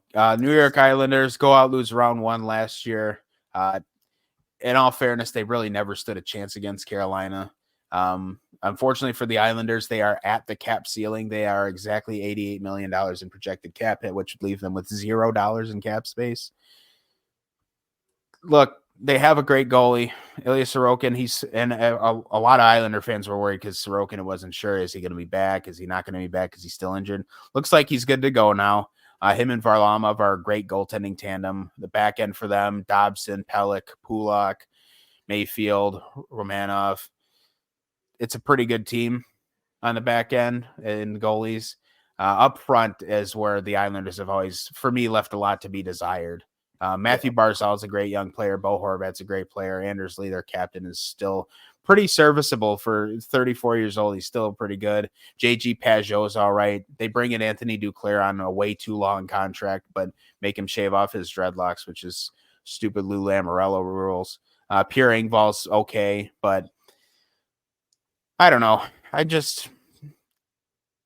The Islanders leave so much to be desired. Their scheme is defense first for sure, and it shows with the players they have. They have great goaltending and defense, and we always say that wins you championships, but as much as that is true, you need to score, and that's not really the Islanders' MO. And so much in the same way, I don't think that the Hurricanes did anything to get better. I really don't feel that the Islanders have done anything that makes me think they're going to take a step forward this year, other than the fact that the Hurricanes got much worse. But you also have to consider that New Jersey's a lot better this year. Pittsburgh's probably not going to have as god-awful a year as they had last year. Philly might take another step. So you got to wonder for the Islanders, is this going to be enough to push them over into one of them top 3 spots, or are they going to fall back, or what? I think I don't think they're getting pushed over into anything. And I think they're kind of a team of wasted talent, especially, this is just my opinion, but I think Matt Barzal, Casey Cizikas should just go somewhere else. That's my opinion. I think they're wasting their time with that team. Casey Cizikas is the name you plucked out of that? Well, Jesus Christ. I was just throwing the name out there. I'm not saying other people. Oh my God. I'm just asking. I'm like, I thought you were going to say like Horvat or JG Peugeot or Duclair. I mean, now Duclair kind of took where he had to, but I was just surprised to hear Cizikas. Well, Duclair gets hoarded around the league anyway. That dude's played for so many teams. I think the Islanders are his 10th team now. Yeah, which is crazy because when he was drafted, they were really high on this kid when he was drafted. Okay, but yes, Bo Horvat too. And I think when Bo Horvat came to the Islanders, I was like, that's a really dumb move for Horvat. So, and then he signs a deal there with a no trade clause. I'm like, you sure? Yeah, dude. I don't understand why anybody wants to play for this team. And again, that's a team that's got a very loyal fan base despite being laughable. So the fan base is laughable, the team is. Yeah. So I don't know, man. This is a team that's just like, to me, the Islanders are there to just take up a spot for one of the 32 teams. So now I do want to give them a chance with a full season under Patrick Waugh and see if he can get the offense to flourish. I mean, you never know. I mean, you never know. But I'm really kind of tired of Lou Lamoriello teams too. He's out of date. I think, honestly, he's past his expiration. He built those 90s Devils teams, and that's great. But that scheme doesn't really work in a league that's based on speed now. And so I think we're kind of seeing that with the Islanders' lack of success under him. Yeah, we'll see. Do I think Patrick Waugh is the answer for them? Solely, no. But I do think he can kind of point them in the right direction. He can be a bit of a hothead, though. So we'll see how that goes over. And by a bit of a hothead, I mean the guy loses his cool. Nuts. He's out of his fucking mind. He's crazy.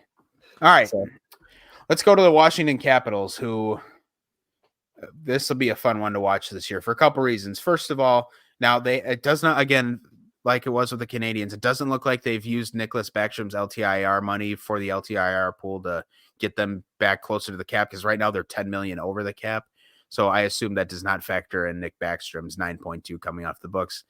Nick Backstrom's deal expires this year, and obviously he's going to be looking to retire after that. He didn't play last season, and he's not going to play this year. And it sucks. It sucks for a guy who was a superstar in this league for almost the entirety of his career to ride off into the sunset with an injury like this. But the Caps going to try and offset that.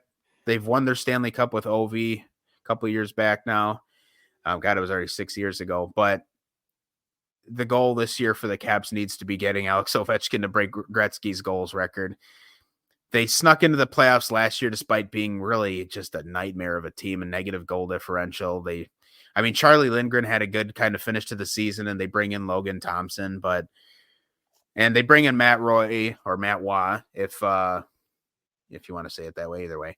But they bring him in, and he will definitely bolster the defense, and I think they will be a little bit better than they were last year. But again, the Devils are going to be better. Philly's going to be better. Penguins should be better. I mean, there's no excuse for them to be as bad as they were last year, other than Tristan Jarry being terrible. But for the Caps, I don't know if they've done enough to make themselves a playoff team again, but I think bringing in Dubois will help the power play a bit. Especially with Backstrom not there. I mean, that probably hurt not having him there last year. But I think for the Caps, the focus this year just needs to be getting Ovi to break the goals record. Nobody's under any kind of illusion that the Washington Capitals are, a Stanley Cup contender. So let's get Ovi to break this record, and then we'll see how this team reassesses its future from there. I was going to say that the Caps need to have one priority this year, and you already said it, Ovi and the goal record. Nothing else should be 39, man. That's so sad. Yeah. Well, hey, it's better than the alternative. Yeah. So that, to me, I mean, this is a team that had no business even being in the playoffs last year. I mean, the only reason they made it there was sheer luck. That's the only reason. That's because Detroit kind of shit the bed.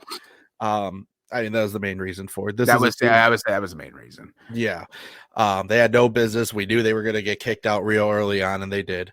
I just think everybody's eyes are on Ovi right now, and that's what you need to focus on right now is getting that goal record broken for Ovi. And I think they did the right thing. As much as we bash on him, I think they did the right thing, at least getting Pierre-Luc Dubois to feed him passes here. What that's going to do for the organization moving forward, only time will tell, but I think that's the right guy to feed Ovi. We'll see what happens. I'm only going to be watching the Caps for Ovi this year, so we'll see. I do think, for what it's worth, now this could all change because it's Pierre-Luc Dubois, but I will say he's looked like he's in a better headspace this preseason. If you watch Cap's highlights, he looks a little, his legs are moving more. He looks like he's putting in a little bit more of an effort. So maybe this change of scenery was what he needed. I mean, I think the prospect of playing with Alex Ovechkin could light a fire under pretty much anyone's ass. But I will say he does look like he's got a little more jump in his step this year. So we'll see how it goes. But yeah, for the Caps this year, I don't expect them to make the playoffs, but I expect, and I am beyond hopeful for Ovi to break this goals record. He does have one more year after this one on his deal. I have to assume he'll retire at the end of next season when his contract's up, as he'll be 40. But hopefully he's retiring with the all-time goals record. So yeah. And bear this in mind, whether you're a Caps fan or not, if you like hockey, there is a very, very real possibility that Ovechkin could break the goals record this season. Yeah, he's got to score, what is it, 40 goals, I think, 40 or 41 goals. I think 41 to break it, 40 to tie it. So we'll see what happens, but let's move on here and talk about the Pittsburgh Penguins, who had probably the furthest thing from the results they were expecting last season. They missed the playoffs. I think they were 2 or 3 spots out of the postseason. And you look at the roster, and other than Tristan Jarry, it doesn't make any sense why this team was so bad last year. Right. They still have Sid. They still have Gino. They're still playing out of their minds. Rickard Rakell is great. Jeff Carter retires after last season, which was probably overdue, but they have Erik Karlsson. They still have Chris Letang. I like Marcus Pettersson. They bring in Matt Grzelcyk too, which, last year was not a good year for Matt Grzelcyk in Boston, but they bring in defenseman Sebastian Aho, who was on the Islanders, not to be confused with the forward who's on Carolina. The biggest albatross on this team, other than Jarry, is probably Ryan Graves. I don't know what the fuck they were thinking signing him to that deal. He was never good. And so they just decided, here's a bunch of money to come be not good on the Penguins. And so that's what he's doing. Nedeljkovic on IR right now for the Penguins. So at least to start the season, I assume Jarry is going to be steering the ship with, looks like Joel, is it Blomqvist or Bloomquist backing him up? I think it's Blomqvist. And again, the Penguins, it was weird last year. I will say, I mean, it was kind of funny, but it was weird to see a team that acquired Chris Letang in the previous offseason to go out and just be terrible and have one of the worst power plays in the league. Or did I say Chris Letang? I meant Erik Karlsson. Yeah, did I say Erik Karlsson? No, you said Chris Letang first. Okay, that's what I thought. I was like, wait a second. I knew you meant Karlsson, though, so yeah. Brian's sorry. like the K threw me off. Yeah, it did. Boy, I'm reading 10 different names at once, but that's yeah, all right. They did bring in Anthony Beauvillier too, but again, that's a depth signing at this point. They bring in Blake Lizotte too. I don't think he was there before. I think he was with LA before. Look, the Penguins aren't anything like they used to be, but this team should be a playoff team. They should have been last year. If Tristan Jarry can be league average this year, I think they can get back into. But the big thing for the Penguins is they got to figure out that power play too. There was zero excuse for it to be that bad last season, given all the star power they have on it. And so I'm hoping for the Penguins this year is that they get it together, because a team with Erik Karlsson and Sidney Crosby and Evgeny Malkin, your top power play unit should be filling in the net. Absolutely. And my other thing is, I feel like it would be stupid of us not to at least mention this. Crosby's retiring a Penguin. I don't care what anybody says. Yes, Sid signing his extension with the Penguins in the offseason. So hopefully, and a no movement clause. So if full no move, he ain't going anywhere. Yeah. Look, I'll tell you what, if it really goes off the rails, one of these next 2 seasons, maybe he waives it. And people have talked about him going to Colorado to play with McKinnon once. If it really goes off the rails for the Penguins, maybe. but this guy clearly wants to spend his whole career with the same team. He took a super team-friendly deal yet again to stay with the Penguins. Yeah. I got a lot of respect for a guy who's loyal to his team because there is so little of that these days. I mean, most guys don't spend their entire career with one team. Now, for Sid, it's a little easier because he's won 3 Stanley Cups. He's won every accolade you can win in hockey. So for him, there's really nothing left to prove. And so I think the continuity of just being in one place your whole career, I think the prospect of that and not having to move your life is a pretty welcoming one when you've already won everything you can. And so for Pens fans, it's got to be great to see the best player other than Lemieux in their franchise's history stick around.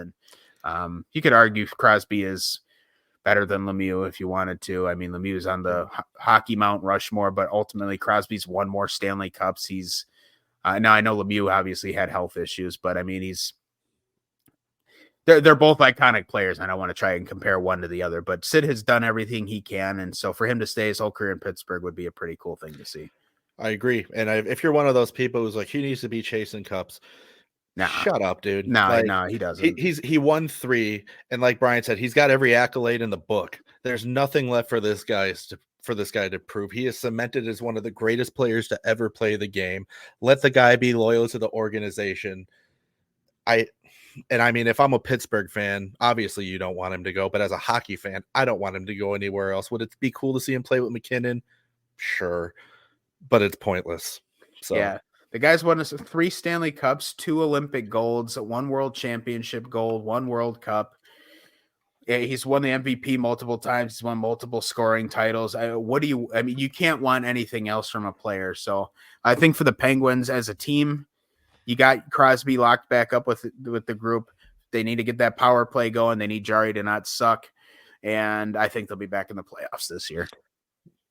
I'm right there with you, man.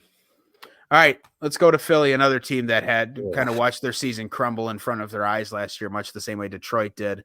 John Tortorella had these guys moving last year, and I don't think it's an issue of lack of skill or lack of depth. I think John Tortorella has teams playing at 150,000% the entire season, and I think these guys just ran out of gas at the end of last year, and I think that's all it was.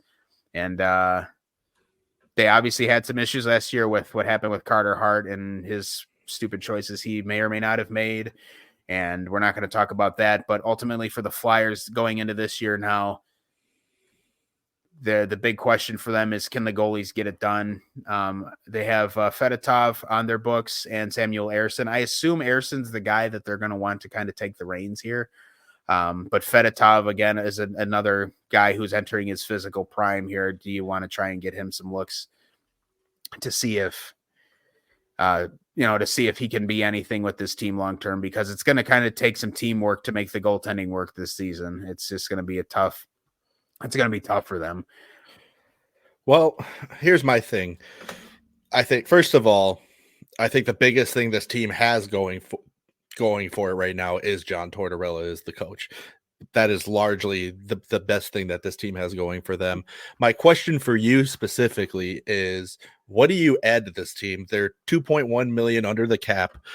You got a little bit of wiggle room here. What do you add to improve this team? Well, and they're going to get more cap space because Ryan Ellis, I think I read something, Ryan Ellis isn't going to play anymore. So his $6.5 million will go to LTIR when the season starts. Right now they don't need to put him on LTIR because they are under the cap. And if they can avoid it, I think they want to, because I think they would want to accrue cap space.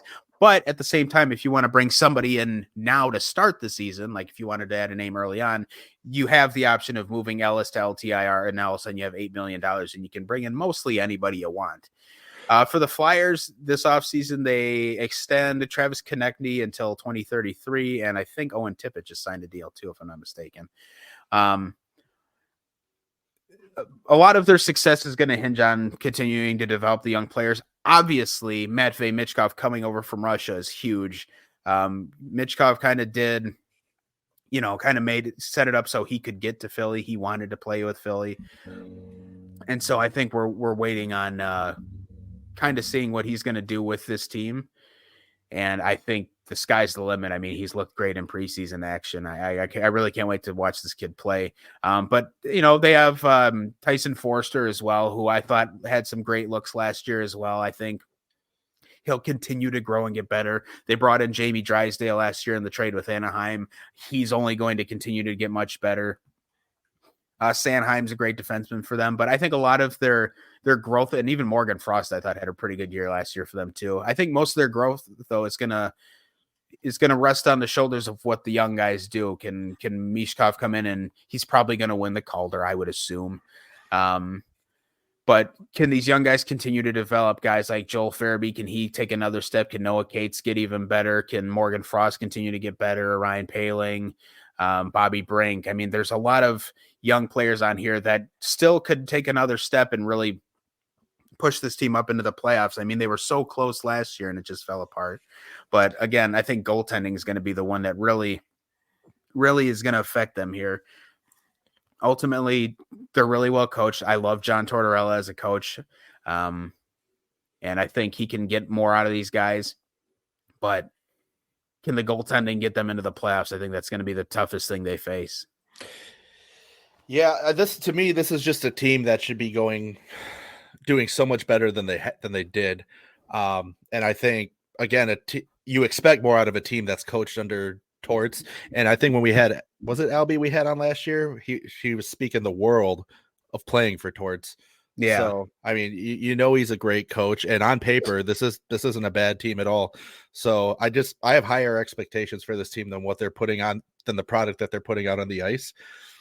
But I don't know. I don't want to speculate on how it's going to go for them because they could come out of the gates swinging and just absolutely blow us away this year. So we'll see what happens. All right. Well, Jersey. Yeah, time for Jersey.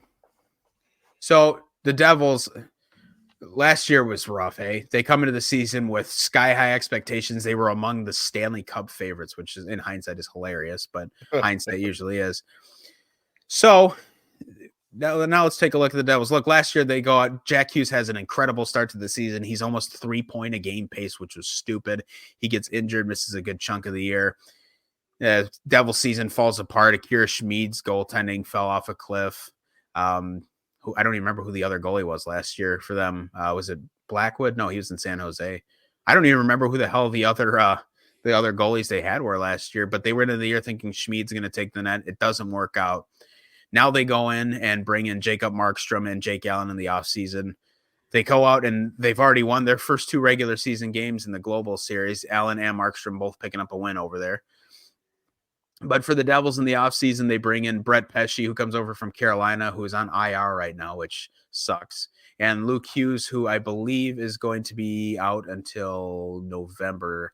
I was just reading something that he has not started skating yet. According to an article from Mike Morreale of NHL.com, Luke Hughes has not resumed skating and is still 5 to 7 weeks away from playing. So expected to return in November. Luke Hughes is a budding young star. I mean, thankfully he's 21, so his body's young. He should recover fine from this injury. And obviously he was among one of the top voted getters for the Calder Trophy last year for Rookie of the Year. So this is a group that's really good. There's a lot of potential here. Jack Hughes is one of the best players in the league, one of the best forwards in the league anyway.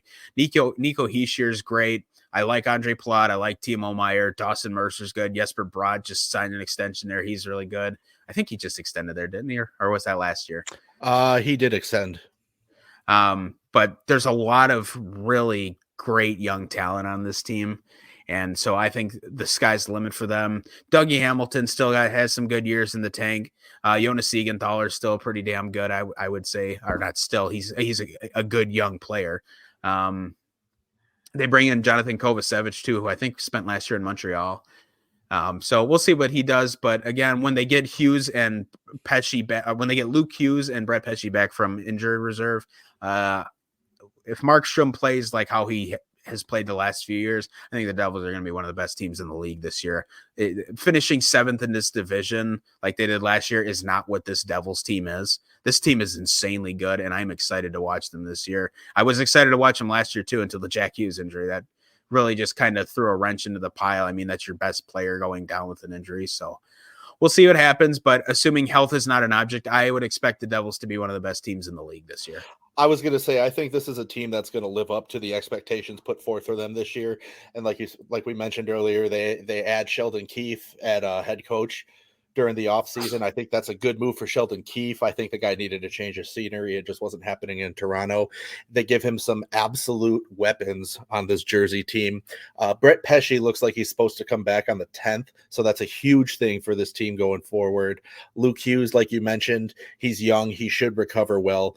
And I think once he's back, this team is going to be lethal. And this is a team that I see finishing top 3 in the division if they live up to expectations.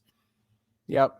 Yeah. So I think the sky is absolutely the limit for the Devils. And we said that a couple times this episode, but for Jersey, this is especially the case. This team is already very good. And if injuries don't plague them, they're going to be an absolute menace. Yeah, we'll see how this goes. I think they're going to be fun to watch this year. So at least I hope I don't eat those words. All right. Last team on the list. Yeah, the last team on the list. And we're finally going to get to this. And I was really not looking forward to doing this, partially because of everything that's happened with the Jackets this offseason. But at a certain point as a hockey show, you do need to talk about the hockey aspect of things when a team loses a player. The Jackets last year finished with the worst record in the conference. They go out this offseason. Nothing super crazy as far as additions go to the team. I think the Jackets have been spending so many years developing their prospects that a lot of the success or a lot of the team's growth is hinging on their young players continuing to develop. Of course, in August, with the devastating passing of Johnny Gaudreau really kind of changes how you continue to grow your team moving forward. The big addition they made this offseason was bringing in Sean Monahan, who is obviously best friends with Johnny Gaudreau. And so the hope was to bring him in and put them on a line together and see if they can reignite that success they had in Calgary. Unfortunately, that's no longer an option. But Monahan, for what it's worth, has looked outstanding in the preseason. So I'm hoping that translates to regular season success. As far as that goes for the Jackets, the NHL has given the Jackets time to get over the salary floor because losing Gaudreau's contract put them under the salary floor because teams are required to spend at least, I think it's $65 million this year. Yeah, $65 million is the salary floor, and losing Gaudreau's contract put them underneath that. But the NHL's worked with the team. They're going to have some time to kind of get the ship righted. So I don't know how long it is, but they'll have a reasonable amount of time to get some deals signed to get players on the books and get them salary cap compliant. But the league isn't worried about that, given not only that it was a devastating loss for the team, but how recently it happened, that you have to give them time to grieve and then to get their team, cap compliant. So I'll say one last time, we're going to miss the hell out of Johnny Gaudreau. I feel like he was going to put, Columbus on the map as a destination to play. Columbus is a great sports city. Ohio State is one of the most deeply rooted fan bases in college sports. The hockey team and especially the football team, obviously. They don't call them the Ohio State for nothing. But the last thing I'll say on the Jackets of the passing of Gaudreau is it's as tragic a loss as it could have been.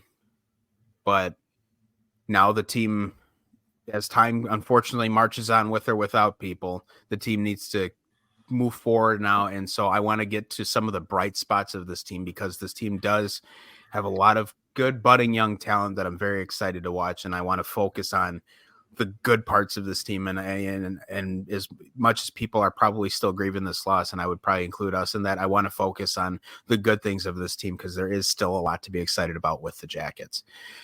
So we mentioned they bring in Sean Monahan. I've liked his preseason. He looks comfortable on his line. They've mostly been playing him with Marchenko and Jenner, although Jenner's going to start the season on IR, of course, because his team can't catch a break. But I've liked how that line's looked. That power play unit they've had has been pretty good. I think the Jackets are really looking for a lot more out of Yegor Chinikov. I just unplugged my headphones. There we go. I think they're going to be looking for a lot more out of Yegor Chinikov this season. I think Cole Sillinger is going to take a huge step this season. I'm thinking, big time.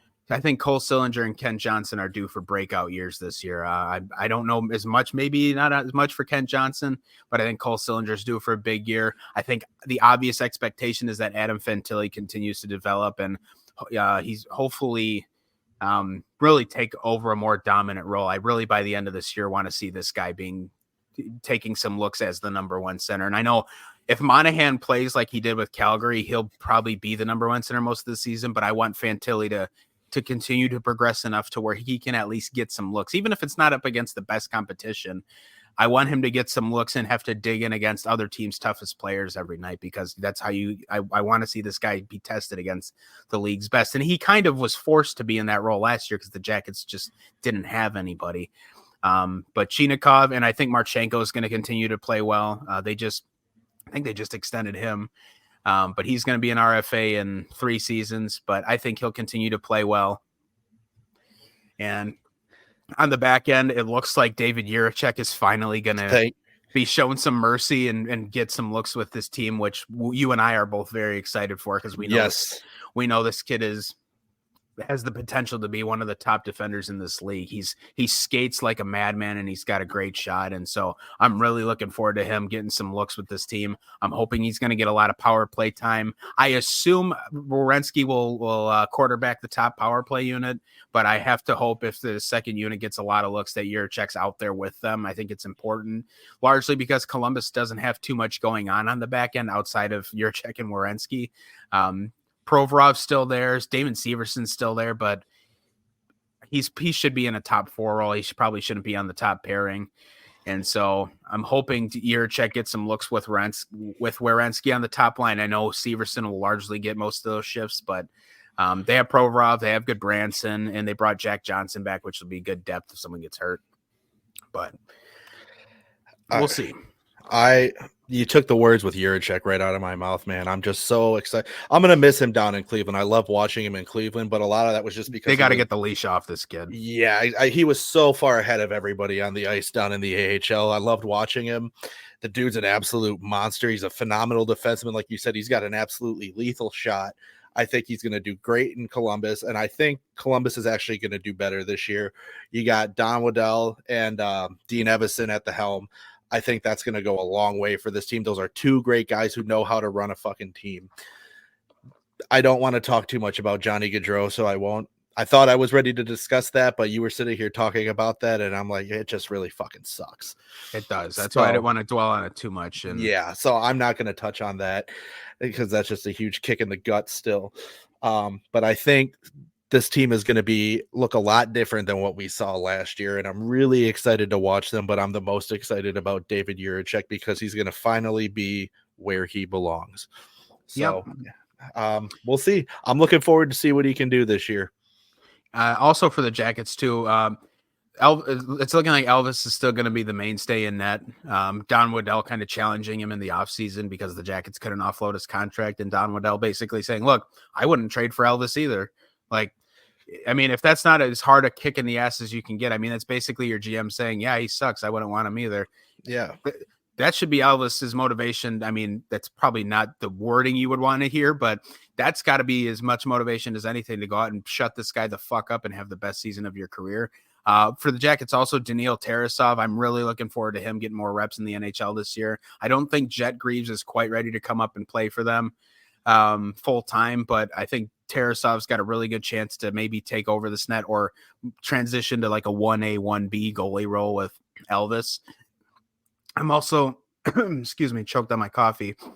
I'm also looking to see if James Malatesta will stay with the Jackets. He is waiver exempt, so I don't know if they're just keeping him on the roster until the season starts. But I don't know, another budding young prospect. I would really like to see him get some looks with this team because he could do some damage too. There's him, and you also got to keep an eye on Luca Del Bel Beluz, who does very well in Cleveland. He doesn't put up a lot of points, but he's very good on the ice. So I wouldn't be surprised to see him at least play part of the season on the Jackets. I don't think he'll be called up full time, but I do think we see Malatesta stay. I think he's staying there too. And also keep your eyes on Owen Sillinger as well.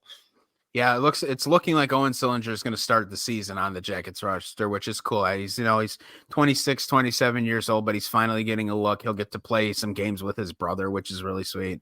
So there's going to be this is an important year for the Jackets in the development of this team. I still think they're quite a bit of ways from even sniffing the playoffs, but I think this is a very important year for the development of this team, given what's happened with the loss of Johnny as well.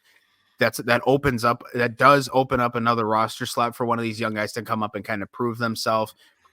And if Sillinger and Ken Johnson can really break out this year, and Marchenko takes it even another step further from where he's at now, and guys like Del Bel Belluz and Malatesta, if they can come in and make an impact, I really think they can take some really solid strides in getting this team the experience it needs. And I think bringing in a coach like Dean Evanson's exactly what you need for a group like this. I wasn't super high on him as Minnesota's coach, but listen, he's going to put these guys, he's going to put them through the gauntlet here. He's really going to he's going to practice, and he's going to run these guys the shit out of them until they got nothing left. He plays his guys hard and he practices hard. And so if nothing else, these kids are going to experience what it's like to play under a coach that really puts you through the ringer, because that's what Dean's all about. He's a hard-nosed coach, and he's a fun coach to watch too. He's always a good soundbite, but I think these kids are going to really have a wake-up call, because a lot of them played last year under Pascal. Was it Pascal Vincent? Yep. Yeah. And look, I understand he was thrown into a tough spot last year with the firing of Babcock and all that, but that he was so soft on the team. He really never looked like he had any kind of groove to this team. He couldn't fucking decide if he was going to play David Jiricek. Dean's going to come in and change all of that for the Jackets, I think. And so I'm excited to see where they go. They're going to, I mentioned earlier, they're going to start the year with Boone Jenner on IR, which stinks because that's your captain. They're going to start the year with Dmitry Voronkov on IR and Justin Danforth as well. You'll eventually get those guys back. Voronkov, I think, is going to actually be out a couple months, though. I think he's going to be out like 2 months. But at the end of the season for the Jackets, they have a lot of deals that are up. Sean Corrali's a UFA. Matthew Olivier's a UFA. Justin Danforth's a UFA. Dmitry Voronkov's an RFA. JVR signs a 1-year deal there. I assume he'll probably just play the 1 year here and be done. Mikhail Pythia's an RFA. Kevin LeBanc just signed a 1-year deal with the Jackets. I think yesterday he signed that. So that's good. That's going to be kind of a prove it deal. He looked like he was going to be a star in his early years with San Jose, but he'll probably get some looks to try and right the ship for his career. On the back end, Ivan Provorov's a UFA at the end of this year, and Jack Johnson will be too, because he only signed a 1-year deal. But I think Jack Johnson's going to be done with his career at the end of the season. So a couple guys are going to have prove it years this year. Like, look, if you're going to want to make some money, you're going to have to come out and play. And a guy like Dmitry Voronkov, who's an RFA, is really going to be looking for his first big payday. So when he gets back from injury, look for some of these guys to really give it their all. This is going to be like you said, there's going to be a completely different looking Jackets team this year. And it started with the moves in the front office, and it's working its way down. One thing that you said earlier that I do wholeheartedly agree with is that the goaltending situation is that Greaves is not 100% ready to play at the NHL level permanently yet. However, he's a great weapon to have when you need him in an emergency, and he's proved that he can perform under pressure. He plays great in the AHL, and I can speak because I watched him all last season going to Monsters games. He's an excellent AHL goalie, and he's great to have on backup in the NHL. And I do eventually hope and believe that Terry and Greaves will be the goaltending tandem. But like you said, Terry is a good fit for like a 1A, 1B situation right now. I'm not the biggest fan of Elvis. Some people love him. I think it's time to move on from him. But again, you don't know he wants to trade for him. What are you getting in return? What for whatever you're giving up for Elvis? What are you getting back in return with Elvis? You know, I don't know. I kind of have mixed feelings about Elvis. So. But I think Jet Greaves could be a very good backup for them going forward. We'll see how he develops this year. I have high hopes. They kept a lot of young talent still that was in the minors that they had last season. You still got Trey Fix-Wolansky at your disposal when you need him. So that's good. The downside is, if you call him up, you got to put him on waivers to send him back down. Not that there's anybody jumping at the opportunity for Fixie right now. But again, James Malatesta, Luca Del Bel Belluz, Owen Sillinger. These are guys you need to keep your eyes on. And I think they're going to be vital roles with the Jackets this year. The other big one, too, and God, I'm really good at doing this, but I kind of buried the lead. The Jackets in the draft during the offseason drafted Caden Lindstrom, who's a big, huge center that that's really projecting to be an absolute menace in this league. But I think he's going to play this season in junior. I don't think the Jackets actually have him signed to an entry-level contract even yet. But that's another guy where you're hoping he has a great year in junior and continues to develop. And hopefully next year he can get some looks with the team. Hopefully he can make this team next season out of camp. We'll see if he gets a deal signed. Hopefully he gets a chance to play in the AHL eventually, because you want him to get some looks maybe down there before you just throw him to the wolves in the NHL.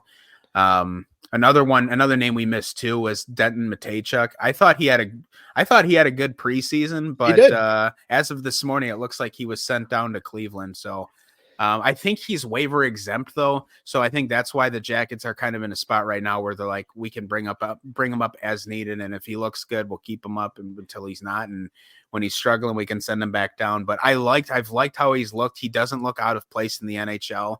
I think for the Jackets, it's more of, is it something he can sustain over an 82-game NHL season, or is he better off playing in the A where he's playing against more guys of his talent level and he can get more consistent looks? Yeah. There's a lot of guys they're doing that with, though, bringing them up, send them down, because there's no risk. There's waiver. There's no way, or there's waiver exemptions. Yeah, exactly. So I mean, they have, that's one good thing they have at their disposal right now that I think can really do wonders for them throughout the season. So we'll see where that goes. I have high hopes in the sense that it's going to be a much better season for them this year. Are they anywhere near playoff contenders right now? Absolutely not. Do I also think the passing of Johnny Gaudreau is going to somewhat light a fire under their ass? To an extent, yes, because you can argue in any sport, whenever a tragedy like that happens, teams thrive off of that kind of stuff.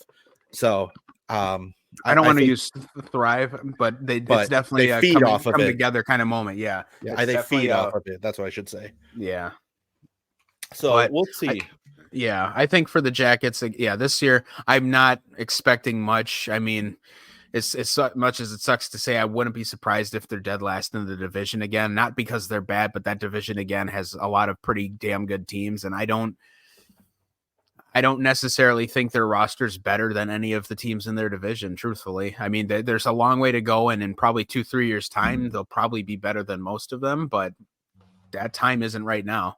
There's just something, like I said, and you look at the teams that finished in the bottom three of the division with them, which were Philly, New Jersey, and themselves. I mean, Philly will probably be a little bit better this year. Jersey might win the division this year. I mean, truthfully. And so the Jackets, as I mentioned before, this is a year that's all about growth of the young players and getting them reps in the NHL and building a team chemistry. And first year under new management, first year under a new coach, it's all about building the foundation for that group to move forward on. And again, coping with the loss of one of your teammates. There's a lot that they have to do as a group, and there's going to be some growing pains, but I think the Jackets will be a lot of fun to watch this year as the kids get some looks. And I think in the coming years here, we're going to start to really see them start to flourish, and the fan base deserves it badly, just with everything the team's been through, and how passionate of a sports city it is anyways. But I still think a long way for the Jackets to go as far as the success in the standings. Yeah, I'm with you, man. It should be a fun season, though. I'm very much looking forward to it. All right. Well, before we go, then we burned through everything here, but you did tell me before we started that we have a listener question. We do, and I'm going to pull it up. So, if there's one thing we're not, it's prepared. That's okay. The listener question. You heard us talk about him last week on the show, and he wrote us a question this week. Comes to us from Tyler Suling in Wisconsin. His question says, do y'all want to add a segment to the show for newbies to hockey like me? Like a 2 to 3 minute hockey for dummies like myself. Cover something related to the discussions. One of the questions I always find myself asking is, how much are NHL teams supposed to spend on their teams, and is every team's salary cap the same? And coincidentally, we did touch on this a little bit. Yes, we did. Real quick, right before we answer his question, I do want to point out that as of right now, the Jackets are cap compliant. So anyway, proceed. So that is a good question. And Yeah, I would be fine doing something like that where we just explain one of the mechanics of the game or the league every week. So as far as the salary goes, yes, every team is required to spend a certain amount of salary each season. The league does have a hard salary cap, which means you can only spend up to so much money per year on players. And they also have a salary floor, so you must spend at least a minimum every year. The amount changes every season. Both of those numbers, the floor and the cap ceiling, go up. This season, teams must spend at least $65 million in salary, but no more than $88 million.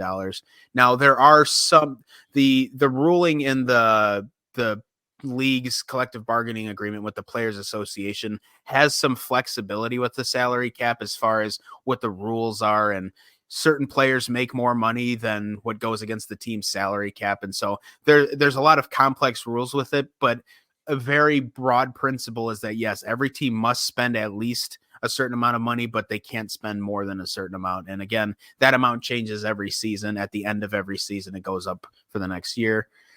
This past off season, it went up by $4.5 million. So right now, no teams can spend over $88 million against the cap, and no teams can spend less than 65.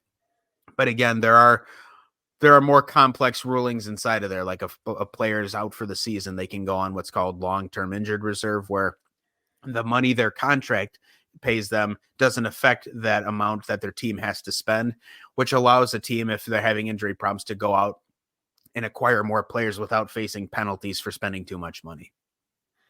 So great question. That's a great question, Tyler. Yeah, great question. And if you're listening and you want to send us a question, you can do so by emailing us at freshicehockeypodcast@gmail.com or contact@freshicehockeypodcast.com. So, Andrew, before we go, we did this last week too, and I don't know how I again, like I said before, if there's one thing we're not, it's prepared. Before we go, I want to run down the standings from last season, and I want to ask you each team if you think they're going to make the playoffs or not. Okay. So, Florida Panthers, yes. Yeah. I think we can both agree, yes. They're the defending Cup champs. They maybe take a small step back, but they're still one of the best teams in the league. No doubt in my mind they make it. Boston Bruins, yeah. Big time. I'm going to say yes. With Swayman signed now, that drama's done, no doubt in my mind. Toronto Maple Leafs, yeah. I'm going to say yes for Toronto. Tampa Bay, I'm going to go yes. I think Tampa's going to surprise people a lot this year. I truly think this is actually going to – I think they're going to have a better year this year than they did last year. Yes. Detroit, yes or no? Yes. I'm going to say yes, too. They're in that weird grouping we talked about with the Sabres and Sens, where there's a lot of young talent there, but only one of these guys can really get into a playoff spot. I'm going to say it's Detroit. I like the Sabres and Sens, what they've done. I just think the Wings are better constructed for a playoff run. And really, other than that catastrophic ending to last year, they had a playoff spot right in their hands. So I'm going to say it's Detroit taking it. So I would assume means no for the Sabres, Sens, and of course the Canadiens for you. That's correct. Yes. All right, let's move over to the Metro Rangers. Are you saying yes? Absolutely, yes. Yeah, you better. Hurricanes, I'm going to say yes for the Hurricanes, but I think they're going to fall to the wild card this year. Okay, yeah, I can. You know what? I'll agree with you on that one. Islanders, yes or no? No. Nope. I'm in that boat with you. I don't think they're going to be able to keep up with the changes around them. So I'm going to say no for the Isles. I don't think they had any business in the playoffs last year anyway, so I say no. I think they did. I mean, after they fired Lane Lambert, they did turn it around pretty quickly under Patrick Waugh. So I felt they deserved to be there. They just weren't at the level of teams like the Canes and the Rangers. And so, yeah, they were behind. But I don't think they've done enough to keep up with the changes in their environment. So I'm also going to say no on the Islanders. We both mentioned during the segment that we're both no on the Capitals. Correct. Yeah. But that's okay. Dude, the Capitals could win 0 games this year, and if Ovi breaks the goals record, that's all I care about. Honestly, that's the best thing for the NHL. Penguins, yes or no? I'm gonna say yes. You say yes for the Penguins. Okay. All right. So let's see here. Where are we at? Actually, I changed my answer. I say no. Sorry. Say no for the Penguins? All right. Yeah. Now that I'm sitting here looking at the teams, I say no. All right. And actually, looking back, I said Canes would fall to the wild card. If they were to make the playoffs, I have Detroit as a wild card, and one of these other three Atlantic teams or one of these other four Atlantic teams would have to be a wild card too. So I'm going to say Canes probably take that third division spot. I'm going to say the Penguins. It's tough. I think the Penguins will be the top team that does not make the playoffs. I know I said they should be back in the playoffs, but looking at at the teams now, I'm going to say the Penguins will be the highest seed the highest team in the Eastern Conference that does not make the playoffs. I will agree with you on that. I say they just miss. Yeah, so. Philly, I'm going to say no. Oh, okay. Philly, I'm going to say no, and the reason why is if I got Carolina in there and the Rangers in there, I'm taking Jersey. I'm taking Jersey to win that division this year, which it might be a bit of a bold take given how good the Rangers still are. But I'm going to take Jersey to win that division, not just make the playoffs. So I'm going to have the Devils, the Rangers, and the Hurricanes. And then I'm going to have the Penguins and the Flyers just on the outside. And, of course, I unfortunately think this is another year of Columbus where they're going to be at the bottom of the conference. However, I don't think it'll be a bad bottom of the conference finish. I think they'll probably win 33-ish, 34 games this year. But again, their division around them is just so much better that it's not going to be enough to put them in a playoff spot. All right. I'm on board. All right. I'm glad I could talk you into that one because thanks. In my head, that made sense. But yeah, I think the Devils just take such a big step back in the right direction. Last year, and when we look at this team in 5 years, I assume they'll be one of the best in the league for the next few years. When we look back, we'll look at the season they just had before, and that'll be an outlier because of the Hughes injury and the goaltending woes. But with Markstrom there, I think this team's going to be a force, and I'm going to stake a bold enough claim in the ground that they're going to win the division. And I'm not just saying that because they're the only team that's won a game this season. Well, no, I think New York's going to win the division. I think that's a very realistic. Yeah, I think that's a realistic result, but I want to make my bold claim. I think the Devils can win that division, and I think they will. So the final look for both of us, are we in agreement? Panthers, Bruins, Maple Leafs, Lightning, Red Wings, Rangers, Devils, Hurricanes? Yeah. All right. That's pretty good. I think we're all the same teams on that. I think we both had two different teams on the Western Conference, but the East, I think, is largely, not that it's largely unchanged, but most of the teams that were already good last year really didn't do anything that would make me think they'd falter out of the playoffs this year, except for Washington and the Islanders. I say the East isn't really a conference that's changed much the last couple of years anyway. So, I mean, it's pretty easy for anybody to look at the conference and figure out who's going to make the playoffs come into the season. So now I will say, if I had to pick a dark horse out of all these teams, I would not be surprised if Buffalo makes the playoffs. One of those three teams in the Atlantic has got to do it. If it's Buffalo, Ottawa, or Detroit. I say if I'm picking a dark horse, I'm going with Ottawa. Are you? Okay. I say Ottawa, man. I think Ottawa's the better team there. I know that Buffalo's got a lot of the young talent, a lot of good potential, but I think Ottawa's just the better team. I think Ottawa's probably the better team, but Buffalo, if a lot of those kids all take a huge step together, I think Buffalo's got potentially really good goaltending. I mean, Devin Levi, if he continues to develop as they expect here, he's going to be a really good goalie for a long time. So Buffalo, if anybody sneaks in, I would not be surprised if it's them because they just look like they could be so dangerous. But we'll see. I'm taking Detroit for now. Yep, I'm right there with you, buddy. All right, well, we tried to have a shorter show this week, but somehow made it longer. That's all right. So that's okay. Look, here's what's going to be coming up the next few weeks. It's going to be kind of chaotic. We are going to try and do a podcast next Sunday, but there will be no guarantees. My wife and I will be in Minnesota to watch the Wild play the Seattle Kraken this coming Saturday night. And by the time we get back into town next Sunday morning, by the time we get back home, there's a few things we have to do as far as probably packing up our house, and then we're visiting with some friends.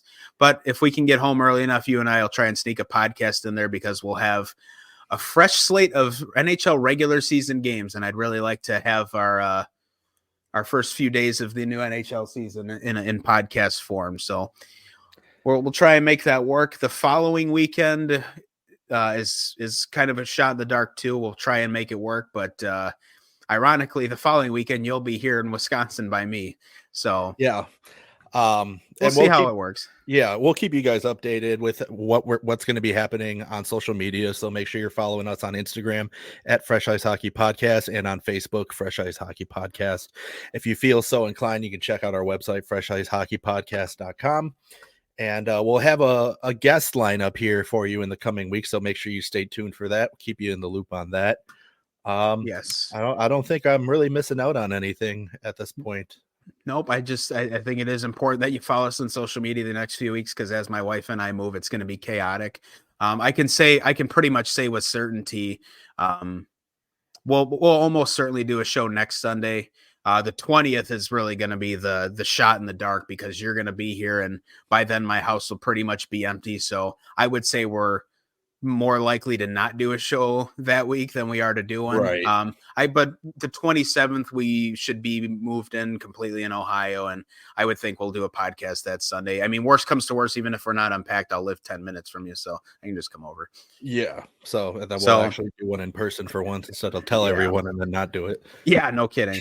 And then go from November onwards, we should be, recording as expected. I don't think we'll have any lapses in our scheduling there. All right. Well, like I said, make sure you guys follow us. We'll keep you in the loop on everything. And shout out to the Warrior for Life Fund. And as always, thank you to Xeno Pucks. And I got nothing else. Brian, you got anything? Nope. I just want to say congratulations to all hockey fans. We made it through the treacherous, awful off season. And now it's time for some real hockey here. And I can't wait for these next 9 months of NHL action. I'm right there with you, buddy. I hope you guys are all as excited as we are. It should be a good season. And we will see you guys hopefully next week.